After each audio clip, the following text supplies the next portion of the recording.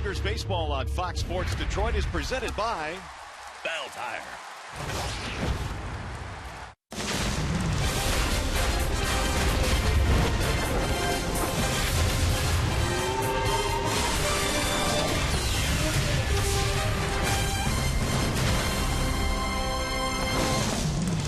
Earlier today, rain was falling here at Comerica Park, but the tarp is off the field, and we will have baseball today. It's the final game of this series featuring the Indians and the Detroit Tigers.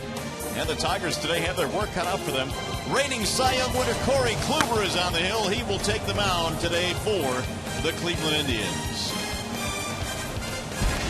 Hi again, everyone. Welcome to Tigers Baseball. Mario and Pemba alongside Rod Allen. Glad to have you with us for the final game of the series. Tigers, well, they lost a tough one in yesterday's ball game, Rod. Each team with a win now, so the rubber game in this series, and the Tigers have to face the reigning Cy Young winner, Corey Kluber. You know, Corey Kluber is kind of tough to figure out. And when you watch his stuff, he's got some of the best stuff in all of baseball for a right-hander. Cutter about 95, outstanding breaking ball, tremendous mound presence. And you brought up the fact that he's won a Cy Young, but he's had very little success against the Tigers. All right, now Alfredo Simon will go for the Tigers. Not too shabby himself. His last 4 or 5 stars, they've been dynamite. You know, I really loved Simon in his last start. He gave up a home run very early to the former Tiger, Avi Garcia, on a split-fingered fastball. And then he started crisscrossing his fastball within the strike zone. He had it going about 90-92, down and away from the right-handers. He would also start him up in the strike zone. This one would crisscross down and into the right-handed batters. He also threw some very good split fingers after hanging the one to Avi Garcia early in the game. His stuff was lethal. It was darting all over the strike zone. I really liked the way that he attacked the strike zone with good hard fastball.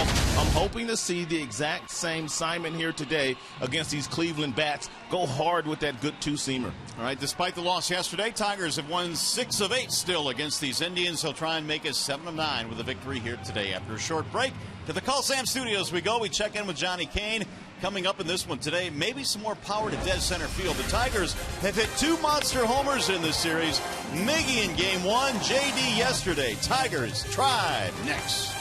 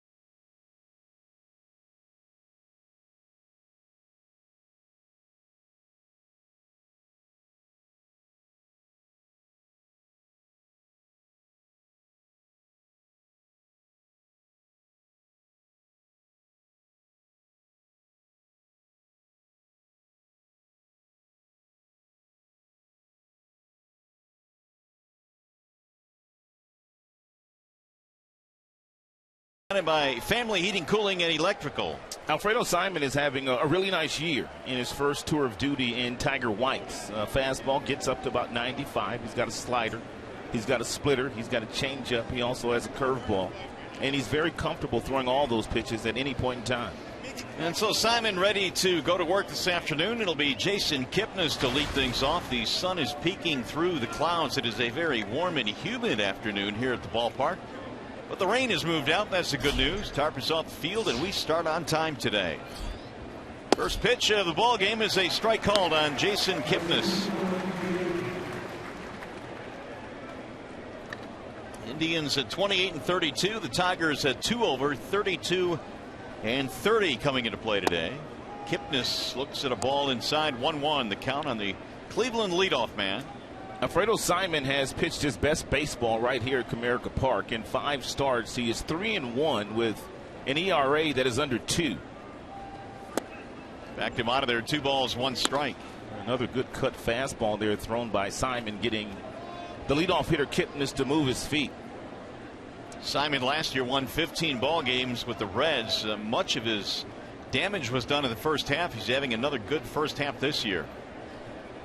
Alfredo ready with the 2-1 pitch, and it's ripped towards second off the glove of a diving Ian Kinsler. He'll go into right field for a base hit. Here's the rest of the lineup for the Indians, presented today by the Metro Detroit Chevy dealers. Santana will follow, and Michael Brantley is out in the left field. Then Brandon Moss, the cleanup man. Murphy and Gomes in the middle of the lineup as well. Urshela, Bourne, and Mike Aviles rounding it out today for Terry Francona. So here is Santana batting .222. He is 1 for 8 in the series with an RBI. Homered in the ball game yesterday for Cleveland. That came off the start of Justin Verlander, who made his first start of 2015. Kipnis will draw a throw. Jason Kipnis has 8 steals. He's been caught 4 times. He stole 20 bases last year.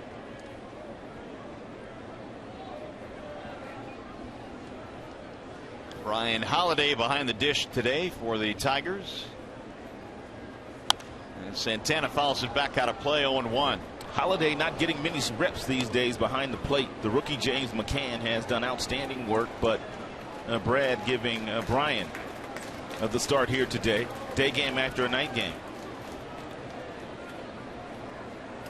Here's McCann, who's done yeoman's work with the bat and behind the plate defensively. 0-1 on Santana.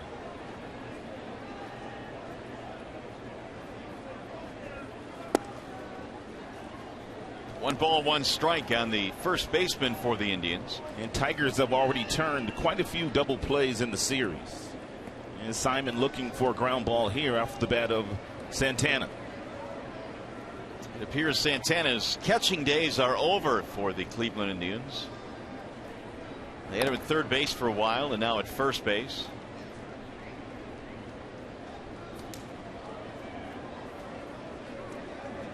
Santana did catch 14 games last year, is not caught this season. Good power. We mentioned the home run he hit yesterday, his 7th of the year. Now he'll step out as Simon takes too long, and Alfredo really preoccupied at first base by Kipnis. It's a great point by you on Santana and his catching days being over, because their everyday catcher Yan Gomes spent 6 weeks on the disabled list, and Santana, as you mentioned, did not catch at all. 1-1, swing and a miss. Good pitch.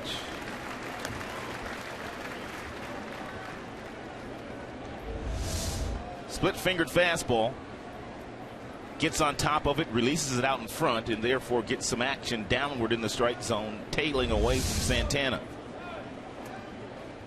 When Santana came to the Indians and was catching, he showed off a really good throwing arm. Now Simon set with a 1-2. Swing and a miss to strike him out. Santana is out of there. Let's take a look at the Tigers starting defense presented by Bill Fox Chevrolet. And right to left, you have Martinez, Ghost, and Cespedes, third to first. Romine getting the nod at third base today. Iglesias, Kinsler up the middle. Miggy's anchored over at first, and Brian Holiday is a catcher. Only 28 errors committed this season by the Tigers, which is the fewest in the American League. Back-to-back split-fingered fastballs to Santana to get the first punch out of the afternoon for Simon. So here's Michael Brantley with 1 on, 1 out. Brantley with an 11-game hitting streak now.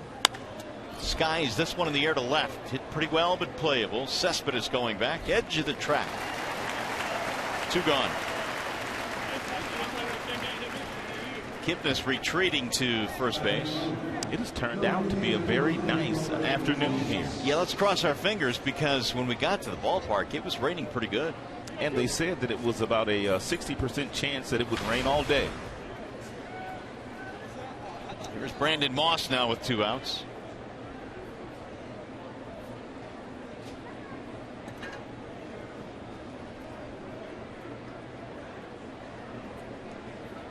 Shift on against Moss.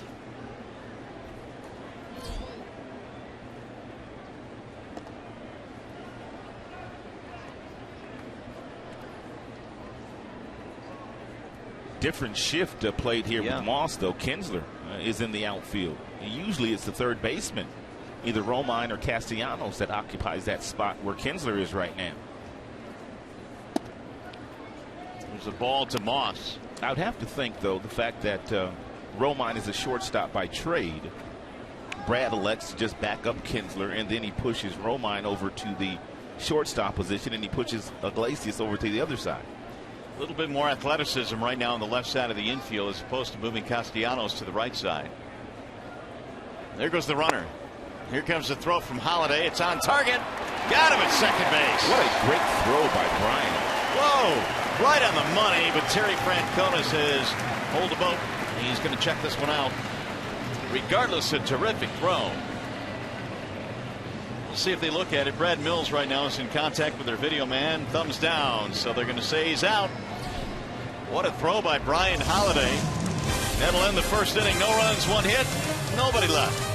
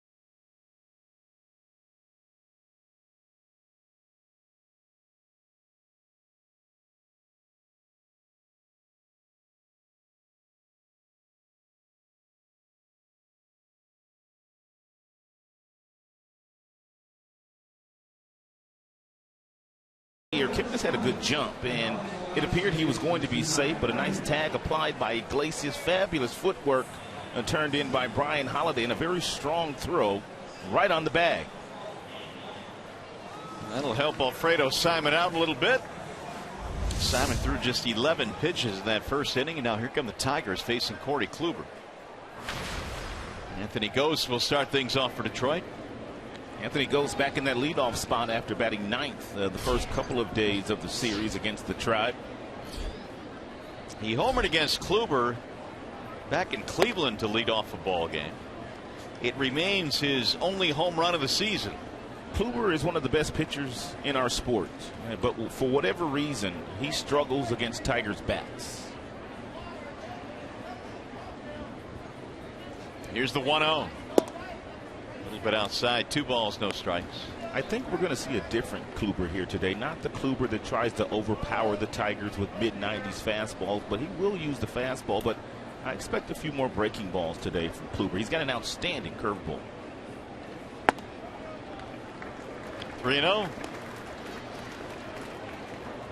Here's what you were talking about. 2-5, 4.80 ERA against the Tigers' career. So they've not been intimidated by the Cy Young winner from last year. Way outside. He lost him on 4 straight. Tigers get the leadoff man on. Here's the rest of their lineup presented today by the Southeast Michigan Ford dealers. You saw Ghost, Kinsler, Cabrera to follow. Yoenis Cespedes cleaning up. JD Martinez in right. Tyler Collins getting a start. He's been hot. Holiday, Romine, Iglesias rounding it out. Here are the numbers on Kluber. He checks in with 7 losses. He's got a 3.53 ERA. His team, they don't score many runs for him at all, and you can see he is quite the strikeout artist. 109 strikeouts already for Kluber, and he's only walked 17. In Kluber's 13 starts this year, they've scored in 25 runs. So they have been hard to come by in terms of runs for Mr. Kluber. He's facing Kinsler, batting .275.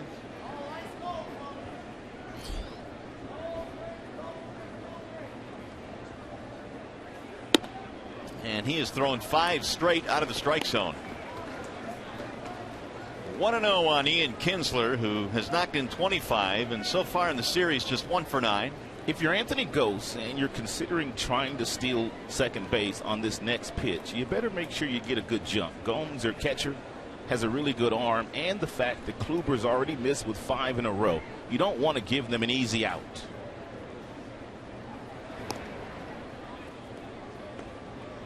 Kluber last year was 18-9 in taking home the Cy Young hardware. He had an ERA of 2.44.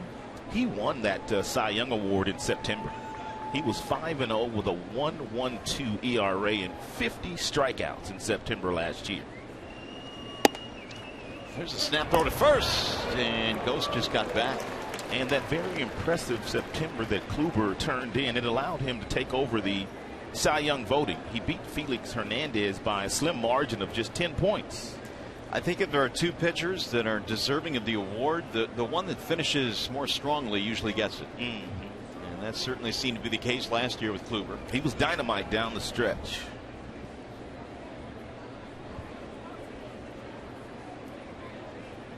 Another toss back, and Ghost dives back in. Tigers have grounded into a lot of double plays this year. Kluber knows that.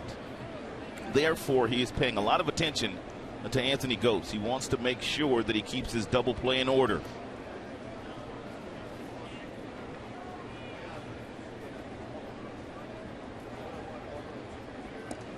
As a matter of fact, the Tigers grounded into a twin killing to end the game yesterday. That game ended abruptly, didn't it?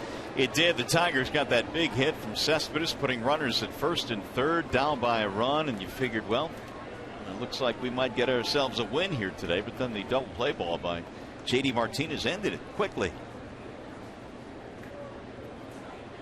Now the 1-1 runner goes, swing and a miss. Gomes will throw the tag, not in time. Gomes had no shot at throwing out Anthony Ghost. Anthony Ghost just continued to inch his way off of first base, and Kluber never threw over there. And then he got a really great jump, and even though the arm strength of Gomes is superior, he could not throw out Anthony Ghost. Look at him inching his way off. Had he thrown over there, he'd have been picked off. No doubt. That was a huge lead. That's where your first baseman, Santana, has to yell to the pitcher, step off. RBI chance now for Kinsler. And he'll shoot one to left field, base hit. Ghost coming around third. They send him home, and he will score. A little looper to left off the end of the bat, and Kinsler gets an RBI.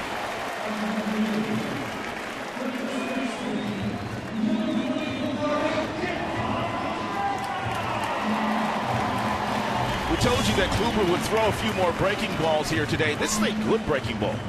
Kinsler goes down to the bottom of the strike zone and somehow able to put it in play and find some grass in left field. Goes with a good jump off second base, able to score the first run of the game. Well, that was a good pitch. Nice job by Kinsler. That'll bring up Miguel Cabrera, which brings us to our Bernstein advantage, the pitcher-batter matchup. And the Bernstein advantage, well, as it usually does, it belongs to Miguel. 576 against Kluber. 4 of them have left the building. Ball 1. Corey Kluber said that the Tigers are unlike any team that he has faced on a consistent basis. He says every time he makes a mistake with his fastball over the plate, they clobber it. Tigers have a very good fastball hitting team led by Cabrera. Victor Martinez, when healthy. Cespedes, JD, you name it. They can clobber a mid-90s fastball. Well, in that middle of the lineup today, meaning Cabrera, Cespedes, Martinez, they all have really good numbers against Kluber. Here are the season numbers on Miguel, 333. 44 RBIs now for Cabrera. Miggy already has 11 consecutive seasons where he has driven in 100 or more runs. And barring any type of injury, he's going to do it for the 12th consecutive year. Meanwhile, Kluber is still not throwing strikes. He's thrown most of them out of the strike zone in this game. I'm just wondering if Miguel might swing at this 3-0 fastball and try to ambush Corey Kluber if he throws him a strike. You're about to get your answer.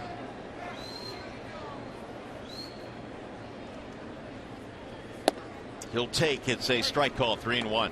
Miggy has done his best work under the sunlight. The numbers are simply off the chain. He is clobbered at pitching in day games.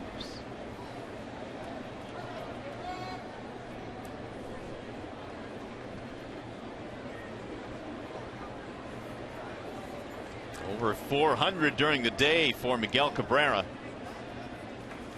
He'll drive this one deep into left center field. Ball is hit well, and that ball is going to be caught on the run. Boy, what a play there by Brantley. He ran 1.5 miles to get to that ball. Cabrera tattooed it to the gap in left center.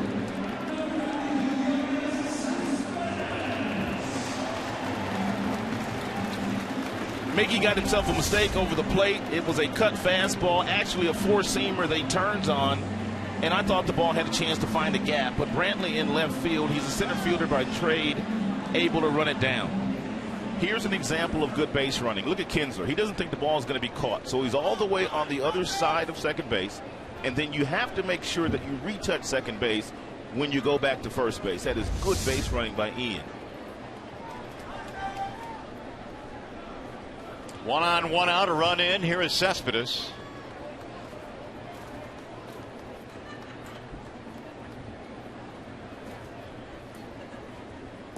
And Kinsler draws the throw.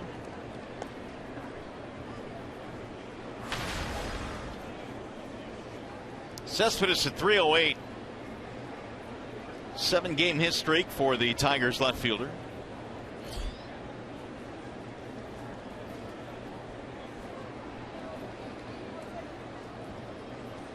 Yoenis looks at a strike, 0-1. There are some really good left fielders in the American League Central. Cespedes, Alex Gordon, Michael Brantley. Brantley's only made 1 error in his last 438 games. Got a pretty good view of what he can do in the gaps as well on that last ball hit by Cabrera. The 0-1 rolled foul, 0-2.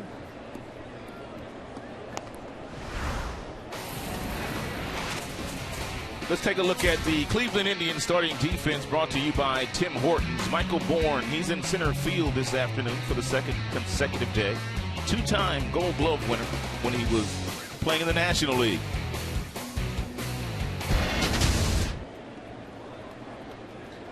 0-2 on Cespedes.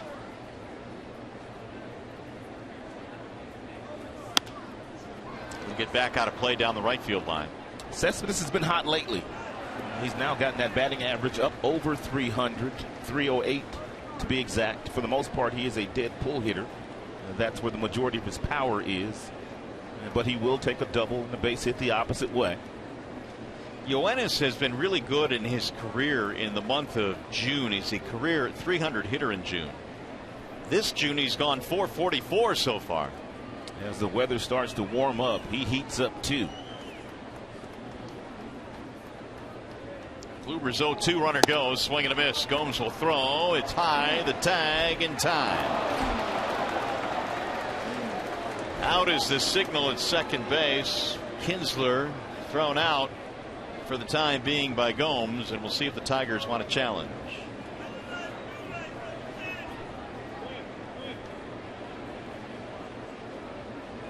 Gomes' throw sailed a bit, but it was still a strong one. And there's the thumbs down, so it's going to stand. Strike him out, throw him out, ends the inning. Tigers take the lead on the single by Kinsler.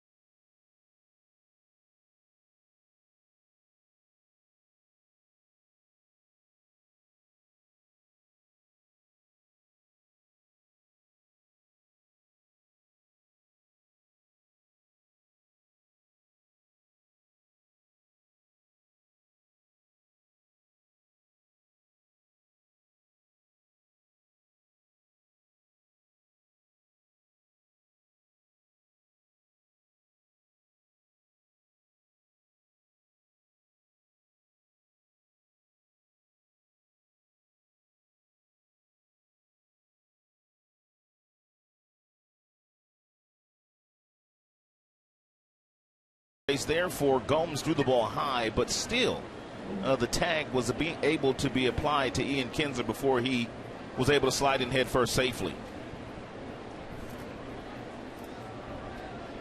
Close play. Very close. But the Tigers, I think, did well not to challenge that. They lead 1-0. Simon goes back to the hill. The first pitch is popped up by Moss. Foul ground. And back into the seats. Here are the field conditions today. They are presented by Ace Hardware and the Scotts Company. It's 78 right now, but boy, that humidity, you can really feel it today. 82%, partly cloudy, and hopefully the rain stays away. Brandon Moss, David Murphy, Yan Gomes here in the second for the Indians. Tribe got a single in the first inning to start the game by Kipnis, but he was caught stealing.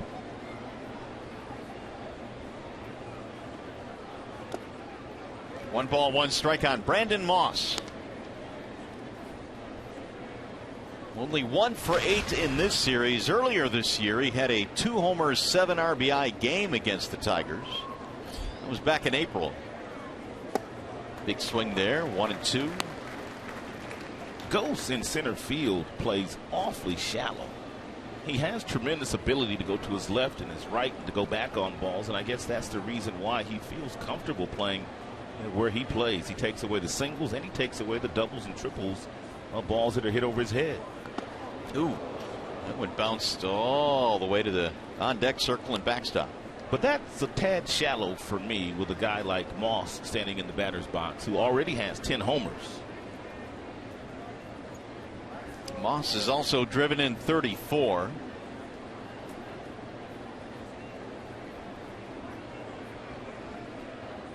Here's the 2-2.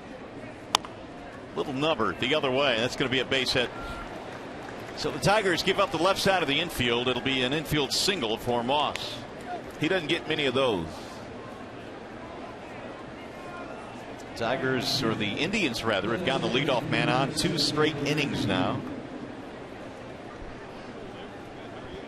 That'll bring up Murphy.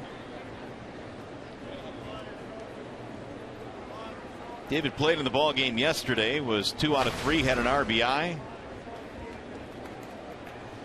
And he has been one of their hotter hitters. The average up to 339 for Murphy. He got a big triple in the 6th inning yesterday against Blaine Hardy. Hardy came into that game yesterday against the lefties Brantley, Moss, Murphy, and he only was able to get 1 out, and that was a hard hit ball. Triple by Murphy chased him. It turned out to be the big inning yesterday for the Indians.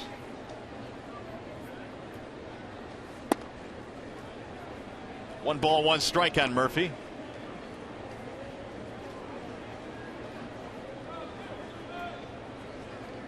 Simon with an ERA 2.06 over his last 5 starts. He's been in a really good stretch.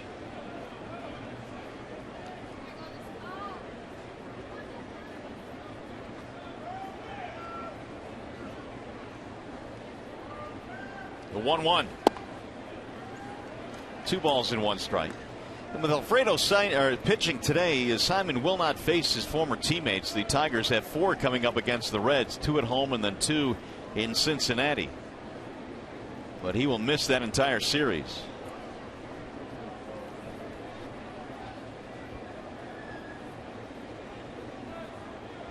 And the 2-1. Bouncing ball to short, not hard hit. Romine to second, 1 relay. They still get the double play. Only one team in the American League has turned more double plays than Detroit, and that would be the Houston Astros. And this combination with Iglesias and Kinsler is one of the best in the business. And right at him, underhand feed, firm to Kinsler, enough to get Murphy on the other side. I had Romine playing short. Guy called Iglesias Romine. Should know better than that. You got 2 shortstops on the left side of the infield, with Romine getting the start at third. Iggy made that play, and, well, another twin killing for the Tiger defense. Here's Yan Gomes. No bad with the bases empty. 221 for Gomes.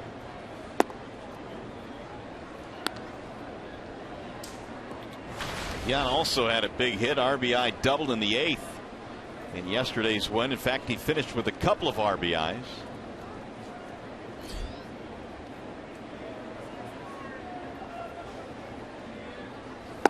Swing and a miss, 1-1. It's a nasty pitch there by Alfredo Simon. A lot of late life on that 88-mile-per-hour cut fastball. Located beautifully down and away. He's got that built-in height advantage. He stands 6 feet 6 inches. He weighs about 250. And when he releases the ball, because he is so tall in his wingspan, from a hitter's standpoint, it literally looks like Alfredo is right on top of you.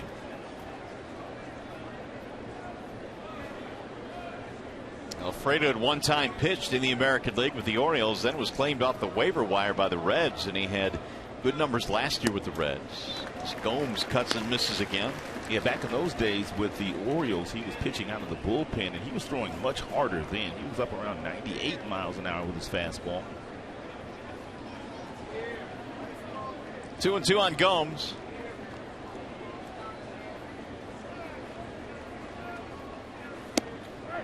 Got him, strike 3. Country Joe punches him out of there, and that's going to be it for the Indians. No runs, 1 hit. Double play helped out. We go to the bottom of the 2nd.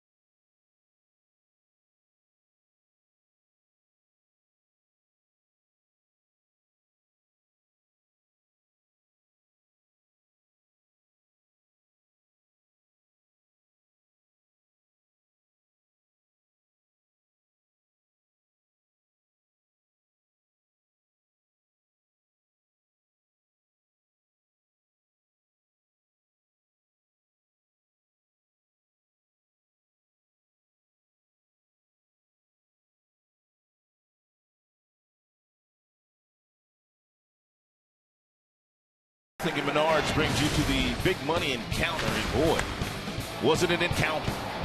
It was Brian Shaw yesterday on the mound, and J.D. Martinez, he got one of those cut fastballs and hit it about 430 feet straight away center field from home plate. So Kluber goes back to the hill facing J.D., then Tyler Collins, Brian Holiday, and the Tigers second, 1-0 Detroit. Kluber had trouble throwing strikes in that first inning. He'll start Martinez off 0-1. Kluber in his last 6 starts has been outstanding. He is 3-2 with an ERA of 2.11, and he has pitched at least 7 innings in all 6 of those starts. No balls, 2 strikes. You expect when your ace takes the mound that the bullpen will get somewhat of a day off, and Kluber has been able to do that recently. Lots of punch outs too for Corey Kluber. Gave up a walk, a stolen base, and then an RBI single in the first inning. That's how the Tigers got their run. Martinez, 11 homers. He has hit safely in 7 straight games.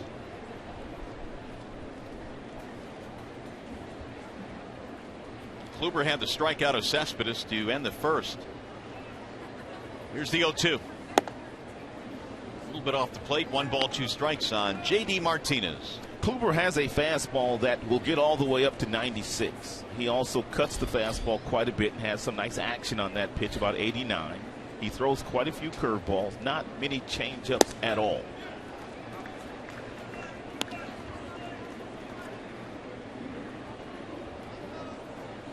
Corey last year owned the highest WAR of any American League pitcher. 7.4 was his WAR. And the 2-2. That'll get back out of play. Kluber, 29 years old, won the Cy Young last year, and really, I guess in some ways, a little bit of a late bloomer. It was his first full season in the major leagues last year. Yeah, he's 29 years old. He was the 4th Cy Young winner for the Indians. Cliff Lee, CC Sabathia, and Gaylord Perry, the others, to win that award in a Cleveland uni.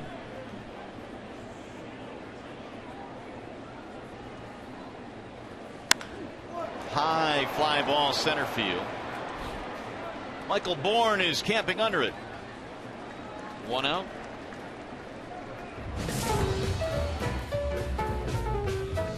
They'll catch 4 games at Comerica Park for as low as $73. The new Detroit Tigers 4-packs. Choose 4 bobblehead giveaways, 4 fireworks nights, or 4 weekday matinee games. Call 313-471-2255 or visit tigers.com.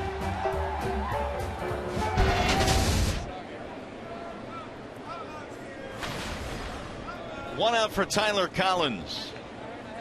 Tyler's done a pretty good job, Ross. He's coming up from the minor leagues and hit 302. He's been getting some consistent reps, which is very important. When you're down in Toledo, you're playing every single day, as Collins was, and then in his previous 2 call-ups, he would sit on the bench when he got here. But not this time. Brad has gotten him into the action. Collins sends a ground ball to first. That'll be routine there for Santana. He also gives the Tigers another left-handed bat to go up against Kluber. And Kluber is dominant against right-handers. They're hitting only 205 against him coming into action today. But left-handers, they're 100 points higher against Kluber. It's a bat with a little bit of sock as well. There's Brian Holiday with 2 outs.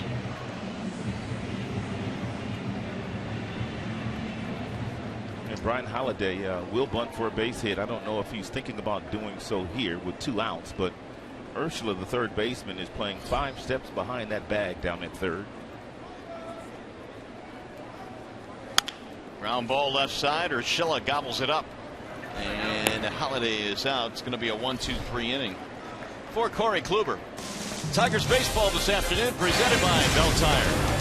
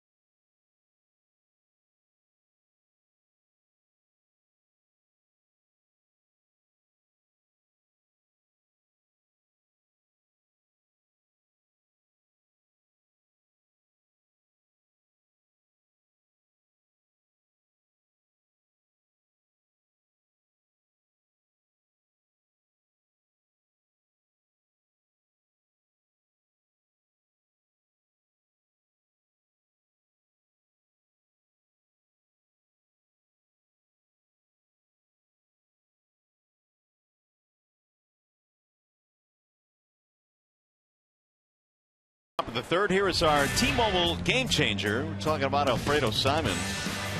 And the good stretch he is on. They're the best ERA since May the 12th. And you've got Simon checking in, along with Corey Kluber on that list. David Price as well. Some good pitchers on that list. Sale, Simon, Sonny Gregg, and Chris Archer of the Tampa Bay Rays is the ace now of that staff. Having a year. Urshela fouls the first one away. It'll be 7-8-9 facing Alfredo Simon. Urshela, Bourne, and Vilas. Giovanni just recently called up from the minor leagues on June 9th from their AAA team. Here's the 0-1.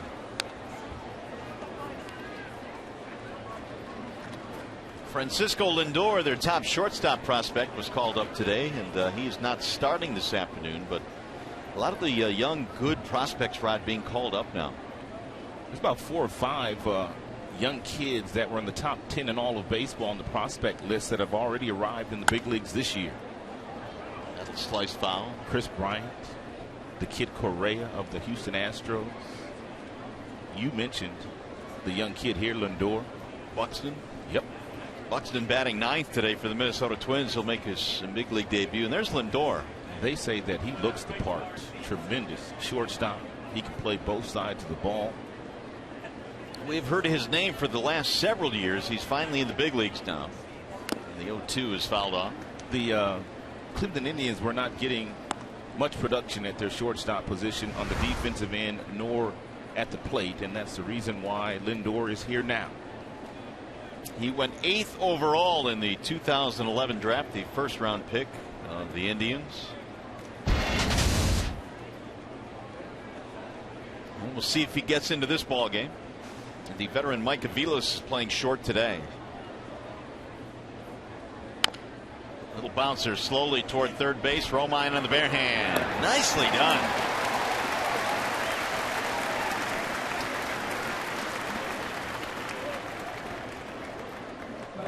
It's a do or die play here by Romine. He grabs it in the palm of the hand. He flips it and transfers it to the fingertips, and he flips it across the diamond and throws a strike to Miguel. It's a nice job by Andrew. We'll bring up Michael Bourne with 1 out. The Indians were looking to put the leadoff man on 3 straight frames. Not going to happen now, thanks to Romine. Bourne batting .249. Also batting lower in the lineup these days. He used to be their leadoff man, but was hitting just .180 in the leadoff spot this season. And Kipnis has taken over that spot. There's a strike called. 1-1 on Michael Bourne.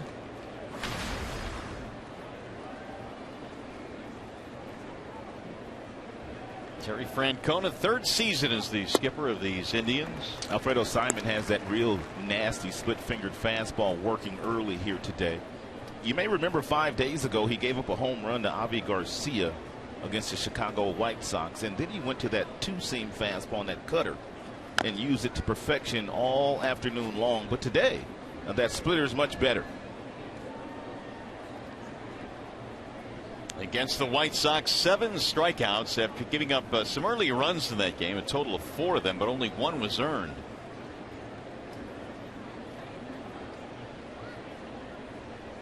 He is ahead of Bourne, 1-2.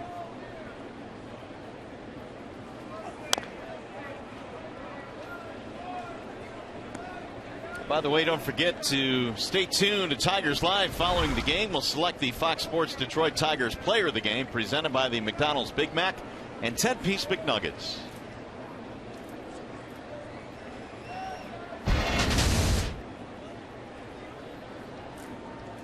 Bourne again waits on a 1-2. Here it is. 2 balls, 2 strikes on the Indian center fielder.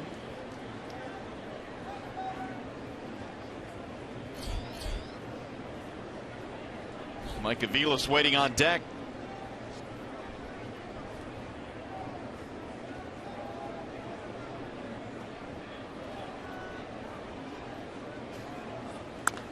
Ground ball fouled on the first base line.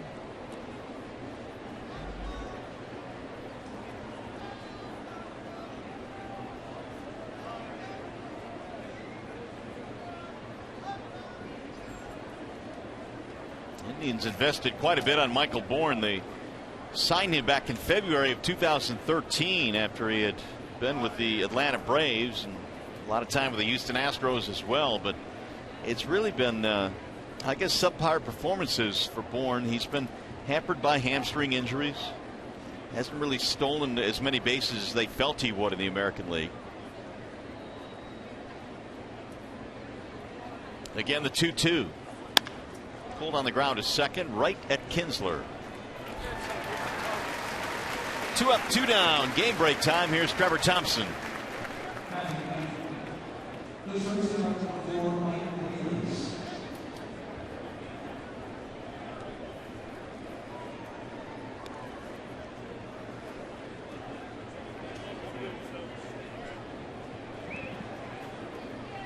All right, Trev, thanks.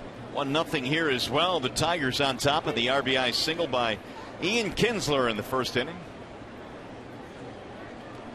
Mike Aviles will step in with 2 outs. 277 this year for the veteran Aviles.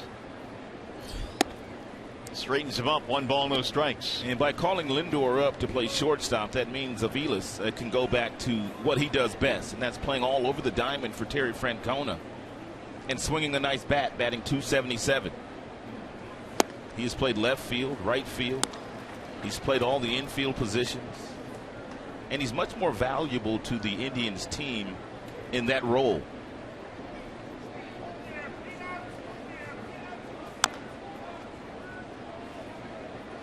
Aviles broke in with the Kansas City Royals. In fact, his first year in the big leagues, 08, was pretty good. He hit 10 home runs, knocked in 51.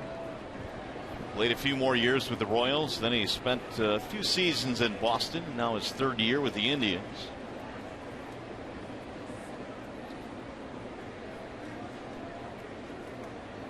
Here's the 1-2.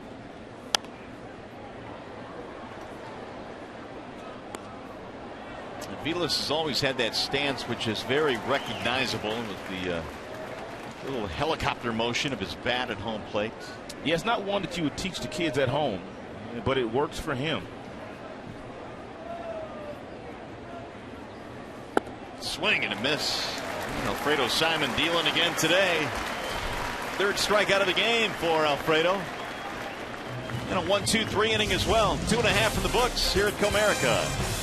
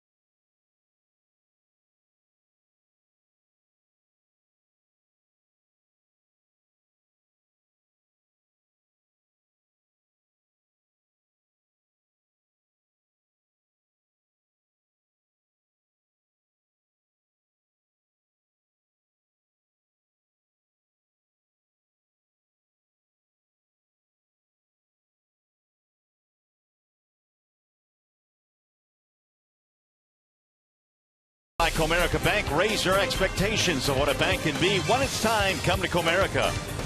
Ram, come and discover great deals during the Ram Drive and Discover event. And by Maxwell House Coffee, good to the last drop. Turn into a nice day here at the ballpark. Tigers fans enjoying this one so far. They lead the Indians 1-0, and the Tigers come to the dish in the bottom of the 3rd. Got the bottom of the lineup coming up. Romine Iglesias, then back up top to Gose. Corey Kluber set the Tigers down 1-2-3 in the second. Kluber's 1-0. High, 2 balls, no strikes. We've talked, Rod, of Kluber's troubles with the Tigers, and for as good as he is, do you think he comes to the ballpark thinking, man, I got the Tigers tonight? Absolutely. Absolutely 100%. The 2-0 is outside, 3-0. It's not just one game. It's quite a few games. And it's not just Miggy that's beating up on him. It's quite a few Tigers that have really good numbers against Corey. So there's no doubt he has watched some video and he's trying to figure out why the Tigers have so much success against him. You know, Jim Leyland used to talk about it a lot, whether it's a hitter against a certain pitcher or vice versa. Sometimes when you've not had success in a situation, you go to the mound or the plate somewhat defeated before you even start the game. That's just human nature. Ball's roped, but right at Kipnis, one gone. Oh, those are the counts that Kluber has to stay out of, even though he has a big arm and a good fastball. 3-1 count, and you're throwing a 92-mile-per-hour fastball. Guys at this level, they can hit that. Another hard hit ball, but one gone. Surprises me. And the fact that Romine does not play every day, but every time he gets an opportunity, he turns in quality at bat after quality at bat. He's become a pest at the plate. Speaking of pest. Well, Iglesias batting .335 is 3 for 6 in the series, and he will work a count.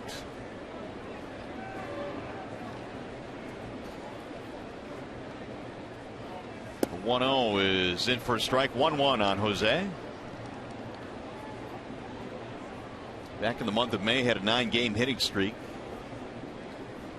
He's got it all working these days with the bat, with the glove.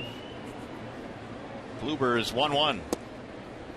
Ben's in for a strike, 1-2. About a week ago, maybe 10 days ago, Brad Ausmus, he shuffled the lineup around and he bumped Iglesias up to the 2 spot in the batting order, and he bumped Kinsler down a bit.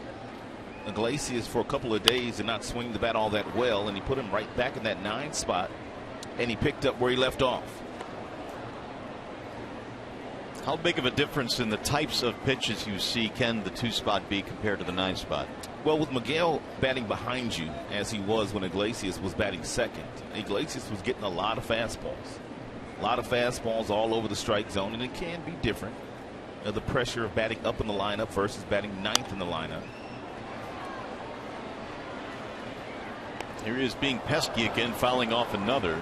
Here are some of the numbers in the 9 spot. .342, best in Major League Baseball.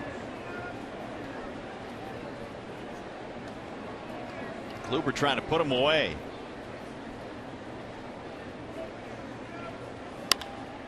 Popped up. Right side of the infield. Kipnis to the grass. Kluber wins that battle. 2 gone.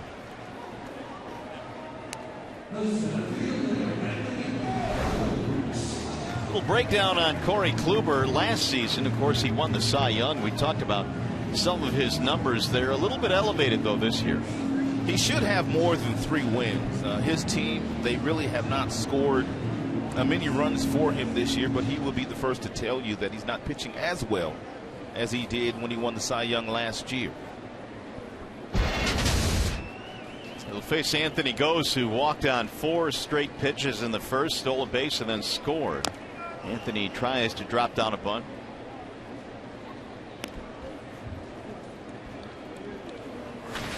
Oh, 1 on the Tigers leadoff man. Average at .288.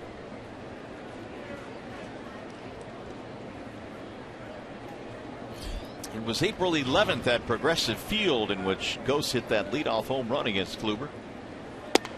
Still the only long ball he has hit this year, but that's not his game.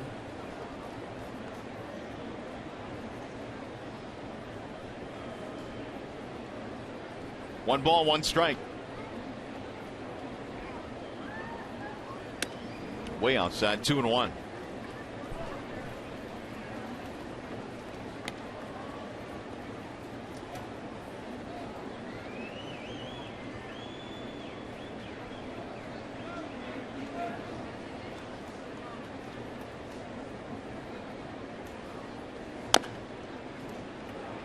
2-2 now on Ghosts. And Corey Kluber signed a 5-year contract in the offseason with a couple of club-friendly options for 2020, 21, and 22. So he'll be in a Tribe uniform for the next 7 years, possibly. And Indians fans are happy about that.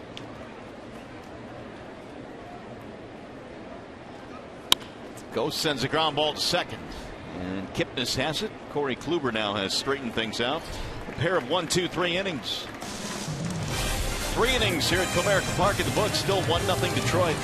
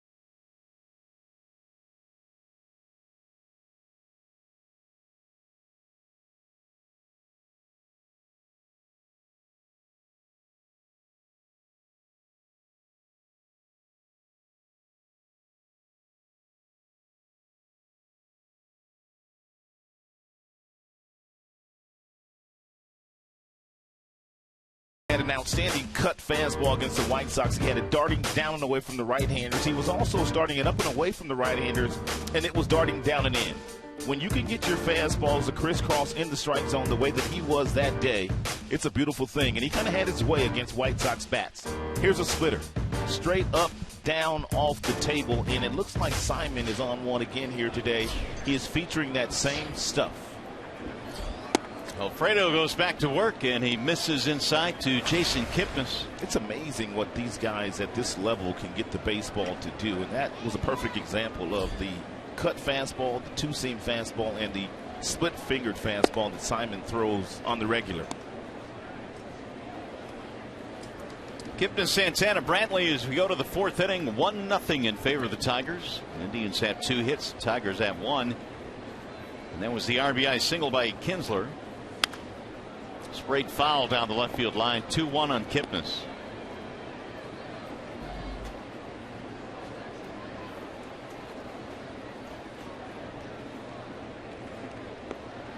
Singled, was caught stealing. That was back in the 1st.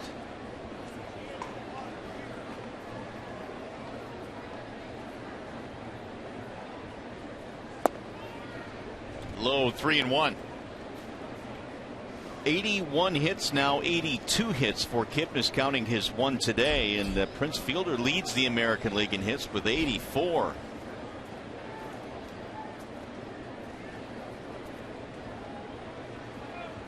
Here's the 3-1. And he lost in ball 4. Jason Kipnis has a really nice chance at making the All-Star team this year. I don't know what the logjam is at the second base position, but he is definitely worthy of going to Cincinnati. I guess that depends on whether or not Royals fans can get Infante into the game. That's all we're waiting on right now, I guess. Here's Santana. 3rd time in 4 innings now the Indians have gotten the leadoff man on. Santana struck out in the 1st.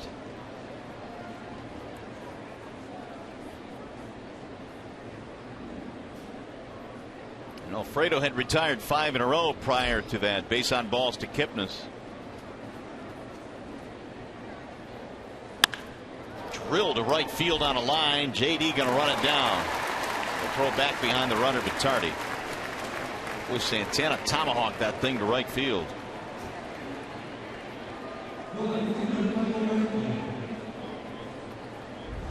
And Martinez playing him slightly to pull over to get over, able to get over and make the play.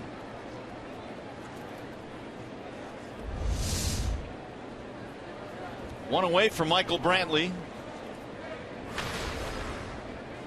And Brantley swung at the first pitch, his first time up in the first inning, and flew out to left field.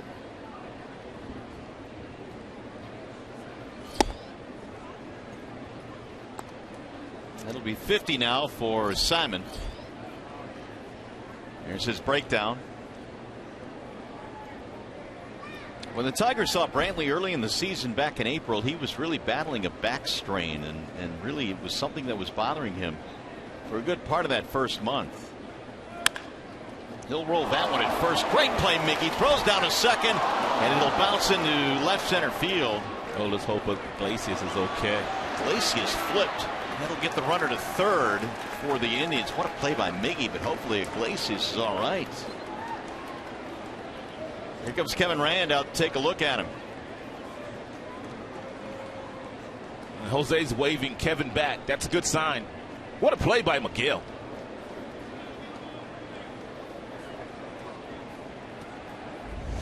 Miggy takes a double away from Brantley. Ball headed down the line. He touches the bag, and then he flips the ball in the runner, and it hits him right on the head. But Kipnis slides right into the left ankle of Iglesias, who was trying to stay there and catch the baseball.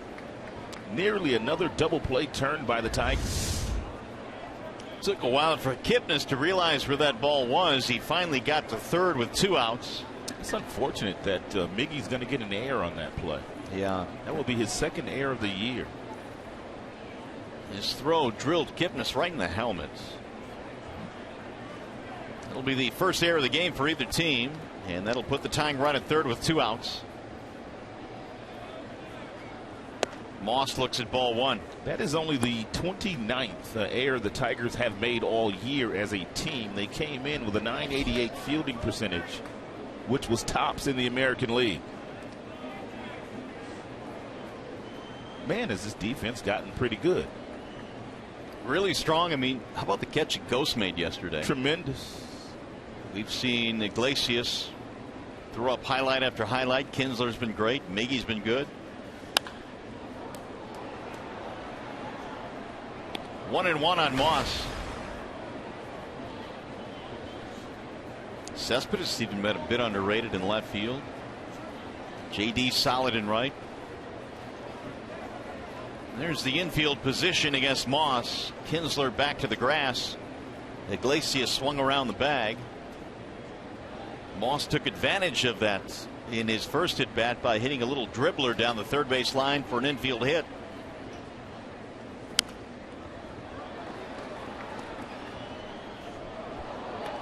So now Simon 1 strike away from shutting down this fourth. I told you that Simon has an assortment of different pitches. He's got the fastball that will top out at 95. That's the four-seam fastball.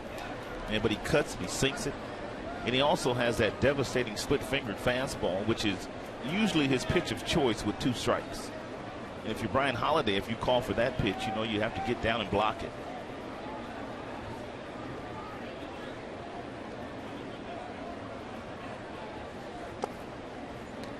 Two and 2 now on Brandon Moss.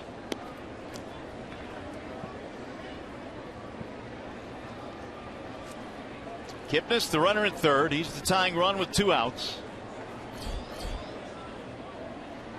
Murphy waiting on deck. Moss acquired by the Indians for a little pop in their lineup. They got him from the A's in a December trade.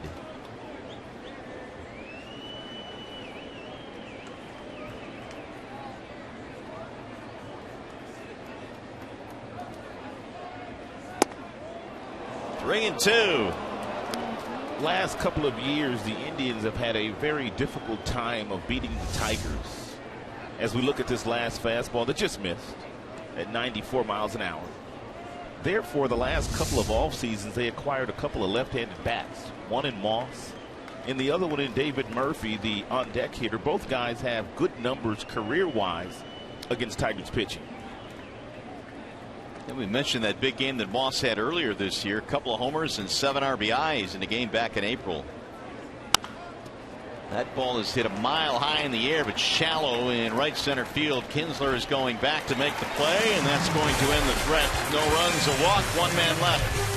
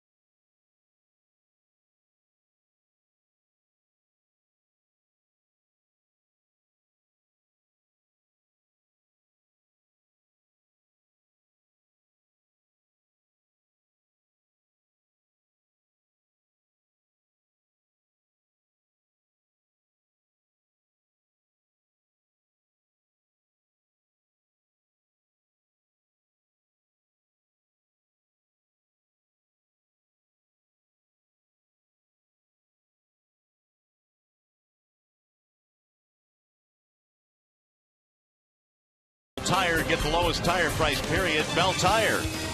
Myers, save big with M-Perks from Myers. Sign up at mperks.com. And by Chevrolet, find new roads. Clouds are still hanging around the ballpark. Tigers have a 1-0 lead as we go to the bottom of the 4th. Really humid as well here at the ballpark today, but as long as the rain stays away, we'll be okay.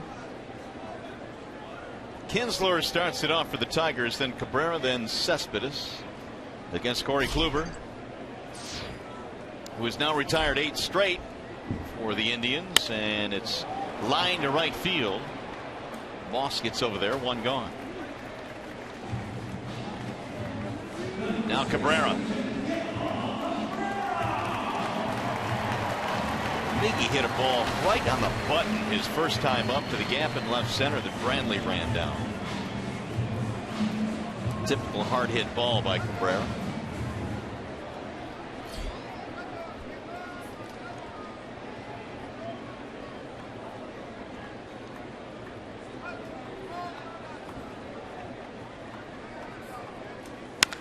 Ooh, there's another hard hit ball. Left center field and way back. You can wave this one goodbye. That's ridiculous. Oh, my goodness. Miguel Cabrera with another tremendous moonshot. Miggy, stop it. Now he's just showing off. Oh. Brantley in left field did not move. Nor should he have. That's terrible. Corey Kluber said it. He said he hits everything I throw. He literally said that. And he's hit 2 of them real hard today. That one just kept going. That might be more than 452, the one he hit a couple of days ago here against the Tribe. All you can do is laugh. That's drilled to center field. Michael Bourne going back, and Cespedes is out. Take a look at this swing by Miguel Cabrera. It's a 4-seam fastball that is right over the heart of the plate, and he just absolutely destroys it. But again, it's that same effortless swing that we see time after time after time.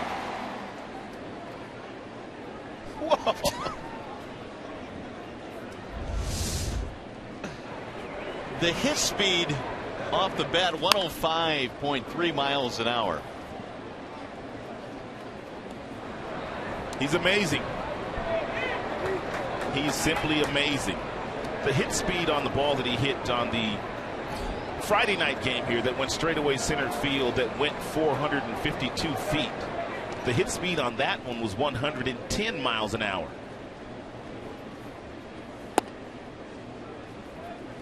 One ball, one strike on J.D. Martinez. I don't know if the crowd is buzzing or if their jaws are just dropped right now. A little of both. I mean, my jaw hit the table. And I thought Friday night, when he hit the camera well out in center field, was about as good as it gets. The sound the ball made off the bat. Pow! Corey Kluber tries so hard because Miguel is batting better than 500 in his career against him. He tries so hard to make the best pitch against Miggy is that he does not hit the spots that he's trying to get to, and there's Miggy waiting every step of the way, jumping all over those fastballs in the mid-90s.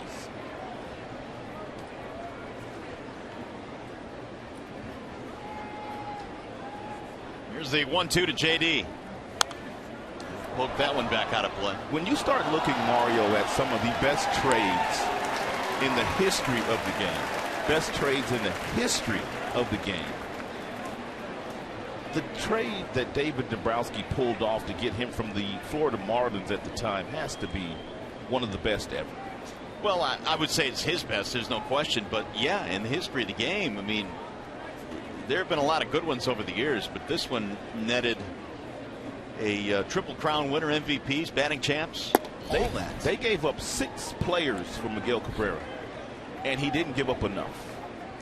Well, Andrew Miller has become a pretty good closer, and Cameron Maybin starting to turn things around a little bit, having a pretty good year. But beyond that, even those two guys, I mean, it was a high fly ball. Here is Bourne under this one to end the inning, but we were treated again to the talents of Miguel Cabrera. We've seen it twice in this series. Friday night to the camera well. Today, another monster shot. Miguel showing off.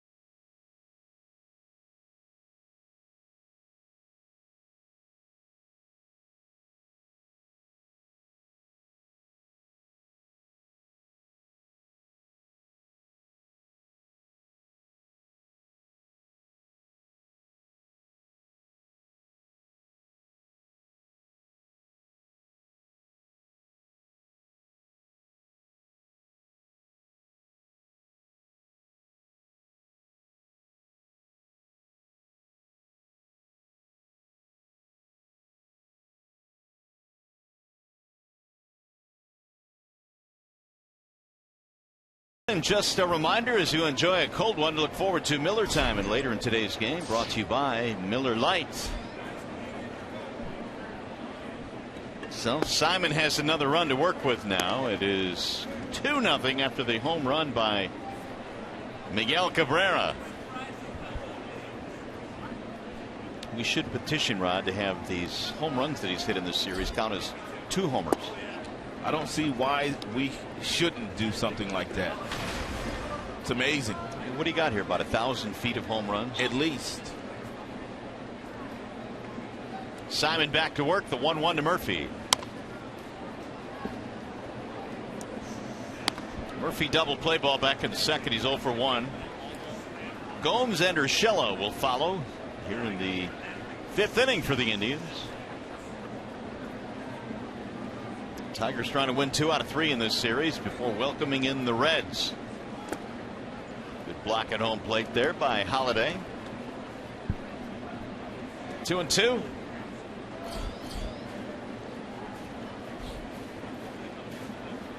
Simon really has only had modest stress, if any, in this game. They got a man to third with 2 outs in the 4th, but Alfredo got the pop up from Moss.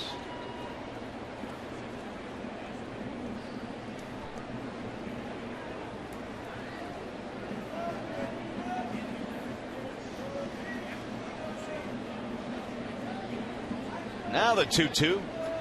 Swing and a miss.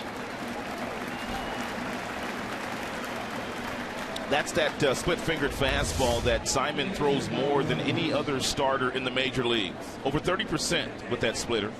That one stayed up, but the speed of it caused the upper body of Murphy to violently fly off with the front shoulder, and therefore the head not looking in the hitting zone when the ball crossed the plate.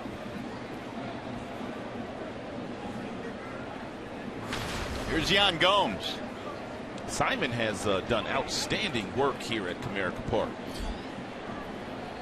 5 starts, 3 wins, 1 loss in a sub-2 ERA. But this has always been defined as a really good pitcher's park. Yeah, it was more so before the outfield fences were moved in at left and left center, but still a really good pitcher's park. Rain is on the doorstep. Yeah, it's starting to fall right now. Tigers need at least 3 more outs.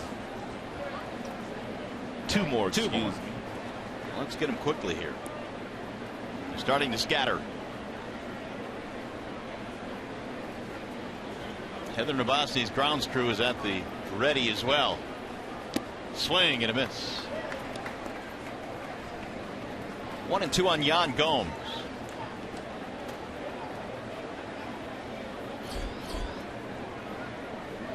Giovanni Urshela waiting on deck. Here's the 1-2. He'll get back out of play.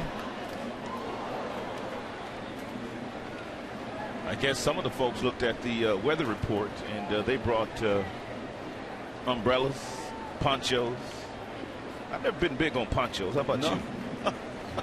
Well, you just don't like the fashion statement? No, I don't think so. Come on, admit it. You just don't like the look. Swing and a miss. If it keeps you dry, it doesn't matter what it looks like. It's 5 strikeouts now for Simon.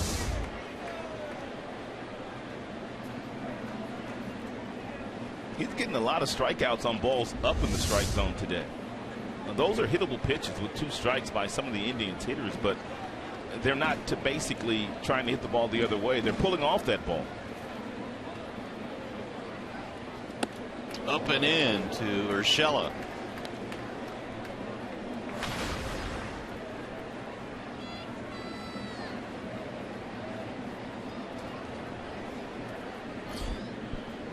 Giovanni grounded out to third his last time up. Nice play was turned in by Andrew Romine. Urshela a couple of days ago hit his first major league home run after being called up on the 9th. That was against Seattle. 1-1 pitch is hit on the ground and through the other way. 2-out single.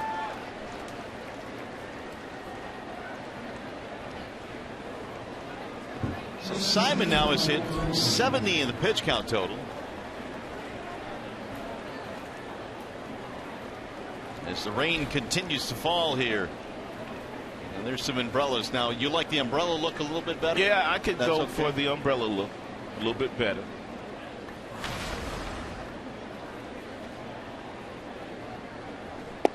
Ball outside, 1-0 on Bourne.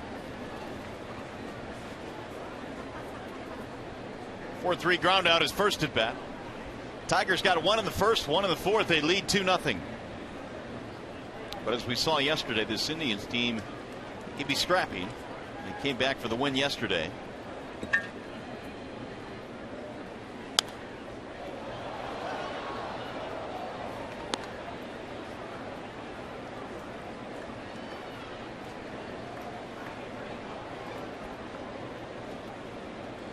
Warren 2 out of 4 yesterday, is 0 for 1 this afternoon. And the 1-1. Here's our high-speed pitch, and it is brought to you by Xfinity. A top fastball thrown this afternoon by Alfredo Simon, 94 miles an hour.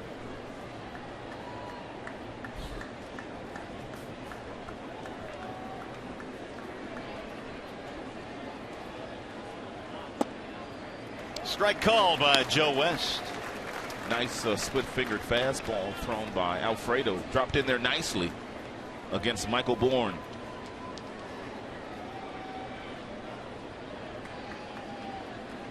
Here comes another one.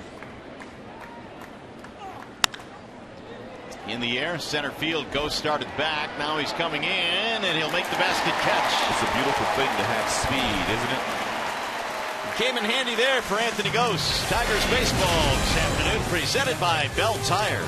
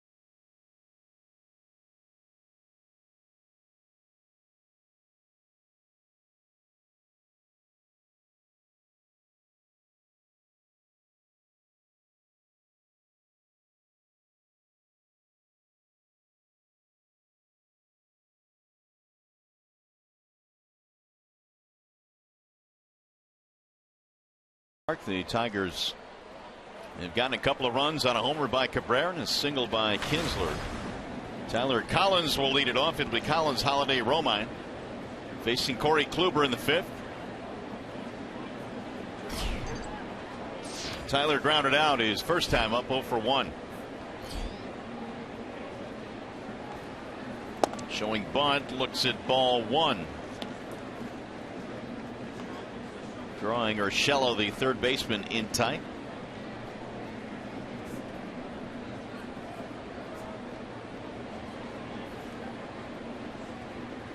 A little bit outside. 2 balls, no strikes. Corey Kluber has thrown a total of 55 pitches so far this afternoon, and 75% of those have been fastballs.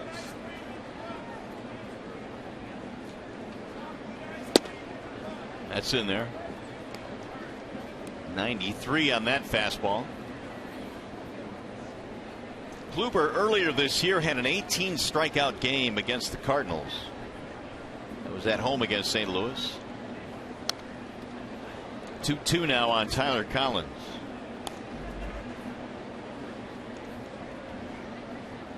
He's gone double digits 4 times this year, but that 18 was his high water mark.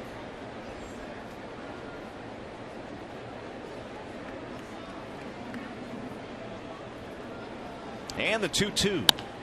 Pulled to second base on one easy hop for Kipnis. One gone in the fifth. Well, Thursday, June 25th, the Tigers host the Chicago White Sox in 108. First 10,000 fans receive a free Victor Martinez bobblehead. For tickets, visit Tigers.com or call 866-66-TIGER. And this bobblehead can be yours. Here's Ryan Holiday. Victor, by the way, is going to play with Toledo starting a rehab. They're in Pawtucket today. He is 1 for 2 with an RBI single in his 2 at-bats. There you go. We're talking to Brad before the game today, and they're going from Pawtucket to Syracuse tomorrow, which is a lengthy bus ride. But Victor turned down the ability to fly to the next destination and said, nope, I'm going to ride the bus with the rest of the team. Pretty good bunt there. Kluber lets it go. There's a collision between Urshela and the pitcher, and Holiday is safe. We talked about Brian Holiday when he came up for his first at-bat in the second inning. How Urshela, the third baseman, was playing him rather deep. And bunting for base hits is one of Holiday's games, one of his strong points. He lays down a beauty. Little miscommunication between Urshela and Kluber, but it appeared to me that was going to be a base hit anyway. So one out infield hit for Holiday. It'll bring up Andrew Romine.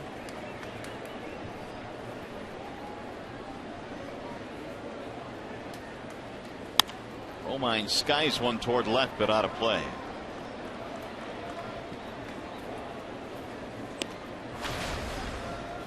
Andrew hit the ball hard his first time up. He lined one right to Kipnis at second.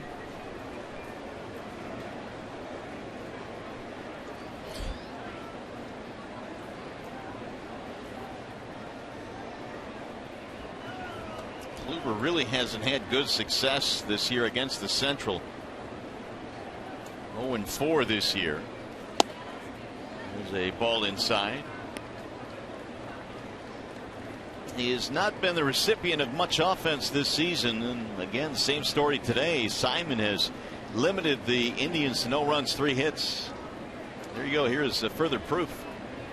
Only Jesse Chavez of the Athletics has lower run support.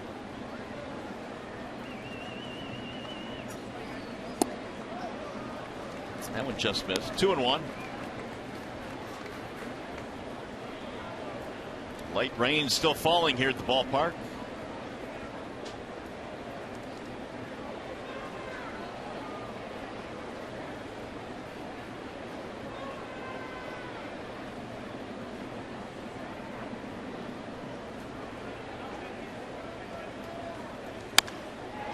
In the air to center field, Bourne on the move.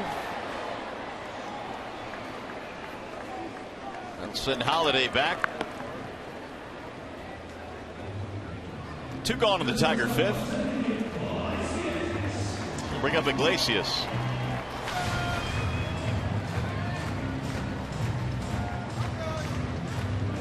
Jose popped up in his first at bat.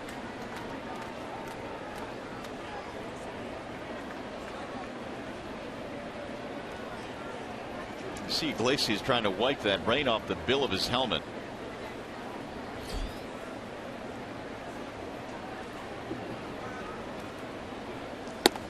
That's in there for a strike. How much harder is it to hit in the rain? It's extremely difficult. And for the reasons that you just pointed out, that's one of them. The rain continues to come off the bill of the helmet.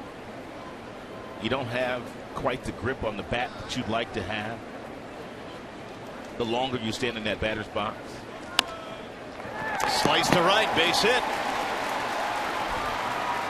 So rain or no rain, Iglesias has a single. That is the main reason why Iglesias is hitting above 333 is the fact that he sprays the ball all around the diamond. He uses right field as much as left field, and there's been a lot of hits to straightaway center field for Jose. Well, it's been a good stretch. 15-17 now for Iglesias. The rain's starting to get a little bit stronger here at the ballpark. Yeah, the way that it is raining right now, they can't play too many innings without this field starting to puddle up in the infield. Ground crew right now is huddling up right behind home plate. You can already see the water starting to gather on the warning track. Goes, fouls it away. Anthony, a walk in the ground out. He's also stolen a bag in this game and has come around to score a run. 9 steals now for Ghost.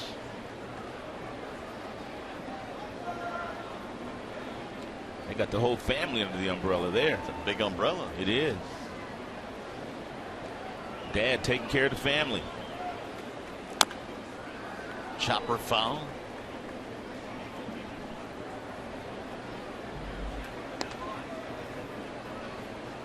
We've got the distance right of the Miguel Cabrera home run, 450. And as a comparison, Friday's home run, 452. So both were pretty majestic. He's impressive. He has been awfully fun to watch since putting on a Tigers uniform. Swing and a miss. Ghost is out on strikes, and the inning is over for the Tigers. No runs, couple of hits, 2 men left.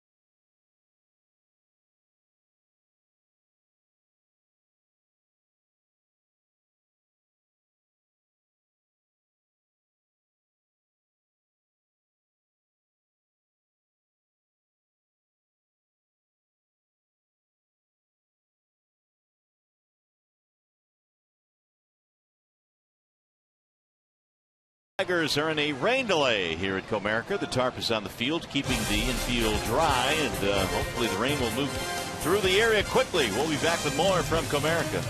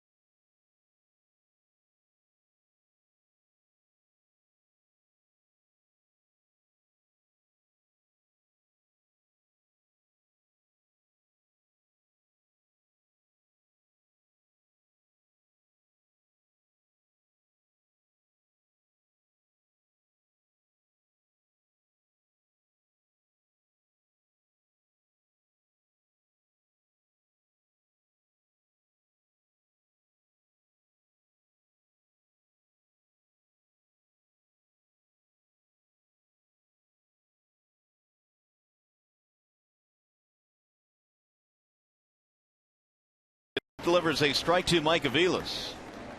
So Hardy will replace Simon, who went 5 innings. Small side windows pitching change. The numbers on Hardy as he delivers the 1 strike pitch inside 1-1. Blaine Hardy pitching in his 26th game out of the Tigers bullpen in 2015. He's done well, and for the most part, he did not do well yesterday. Ended up taking the loss in that game against the Tribe. 1-1 pitch is in for a strike. 1-2 now on Mike Aviles. Hardy has a fastball that tops out at about 90 miles an hour. He'll sink the fastball. He'll also cut the fastball. He's got a usable curveball and a changeup. Indians probably happy to see Simon out of this game. That is stroked over the head of the second baseman Kinsler into right center field, a leadoff single. So that's how we resume this one in the 6th inning. Tigers got a run in the first. Kinsler knocked one in with a base hit, and then Miggy hit a long home run in the 4th. Meanwhile, Scott Atchison will resume things for the Indians when the Tigers come to the plate in the bottom of the 6th. Atchison is fresh off the disabled list. So both starters, Simon and Kluber, are done for the afternoon. Here is Jason Kipnis now with a man on and nobody out. And Kipnis sends it high in the air to left field, right at Yoenis Cespedes. First out of the inning.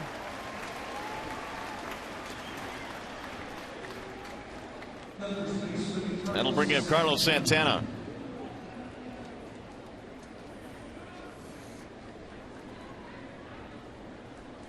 Santana is 0 for 2. He lined to right field and struck out against Alfredo Simon.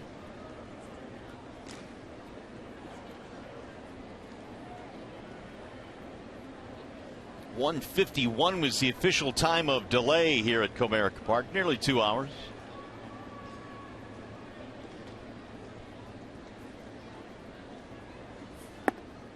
And it misses low. 1-0 on Santana.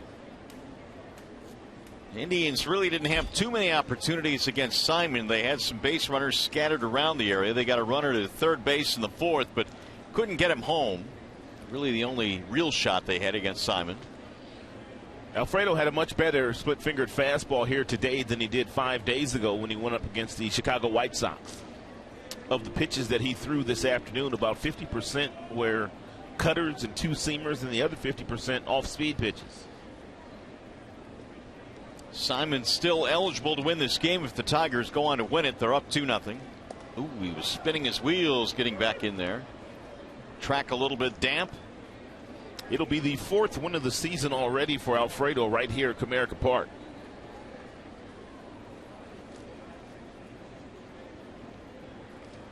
Aviles led things off with a single here in the 6th.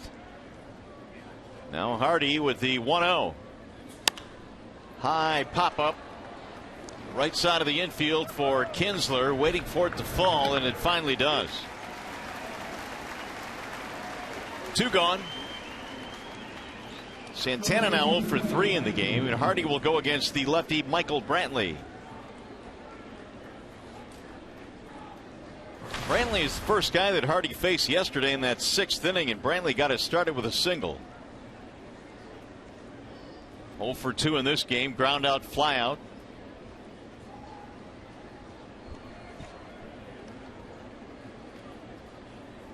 This ground ball was hit hard to first base in his last at bat. Cabrera made a nice play on him. 0-1 on Brantley. It's a good pitch there by Hardy. Nice breaking ball, bottom of the strike zone. You don't see Brantley with awkward swings very often. Alex Wilson now tuning up in the Detroit bullpen.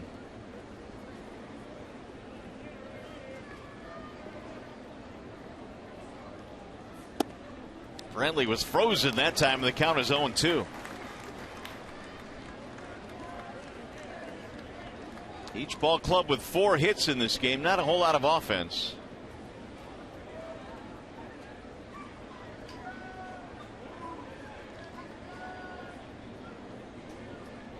And the 0-2. Grounded foul. Brantley just got a piece that time. And Michael Brantley is awfully difficult to strike out. He strikes out about once every 15 at-bats. That's the fewest margin of strikeouts per at bat in the American League.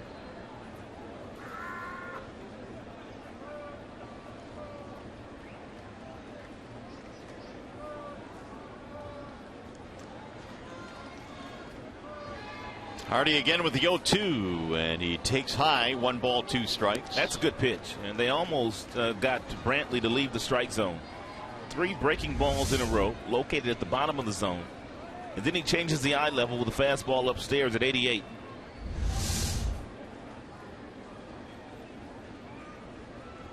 Brantley has 3 hits in the series, including a double. And he pulls that one on the ground to second, right at Kinsler, and that will take care of the Indians here in the 6th. No runs, leadoff single. We go to the bottom of the 6th at Comerica.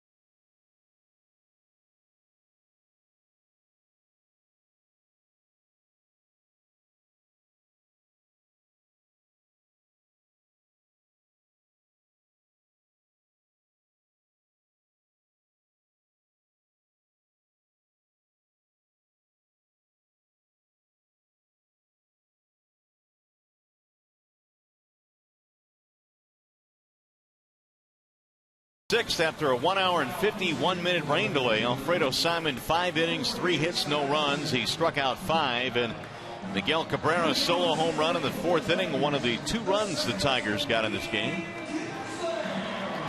And now Scott Atchison will take over now in a Wallside Windows pitching change. Atchison pitched in a career high 70 games last year out of the bullpen for the Cleveland Indians. He checks in this year in 19 games and with a 1-1 record and an earned run average that's approaching 6. 10 strikeouts, 3 base on balls for Atchison so far this season. And the sun is coming out now at Comerica. Ian Kinsler will lead things off here in the bottom of the 6th. He has a fastball that gets up to about 91 miles an hour. A lot of sliders, especially to the right-handed batters. He'll throw 50% pitches, sliders to the right-handers. He also has a curveball and a changeup that he does not use very often. Atchison is 39 years old. And he will take over for Corey Kluber. Right at the knees, a strike, 1-2 on Kinsler. Atchison also spent a couple of years in Japan, 2008, 2009, before returning to the big leagues. That's fouled back out of play. That's a nice spoil there by Kinsler. Usually with 2 strikes, Atchison goes to the slider. But he threw a 92-mile-per-hour fastball up there to Kinsler. Kinsler just got a piece of it. There's Cabrera waiting on deck. It'll bounce in. 2 balls, 2 strikes on Kinsler. Single to drive in a run. 2 batters into this game. The Tigers got a base hit from Kinsler in the 1st inning and scored 1-0, and then got the Miggy home run in the 4th.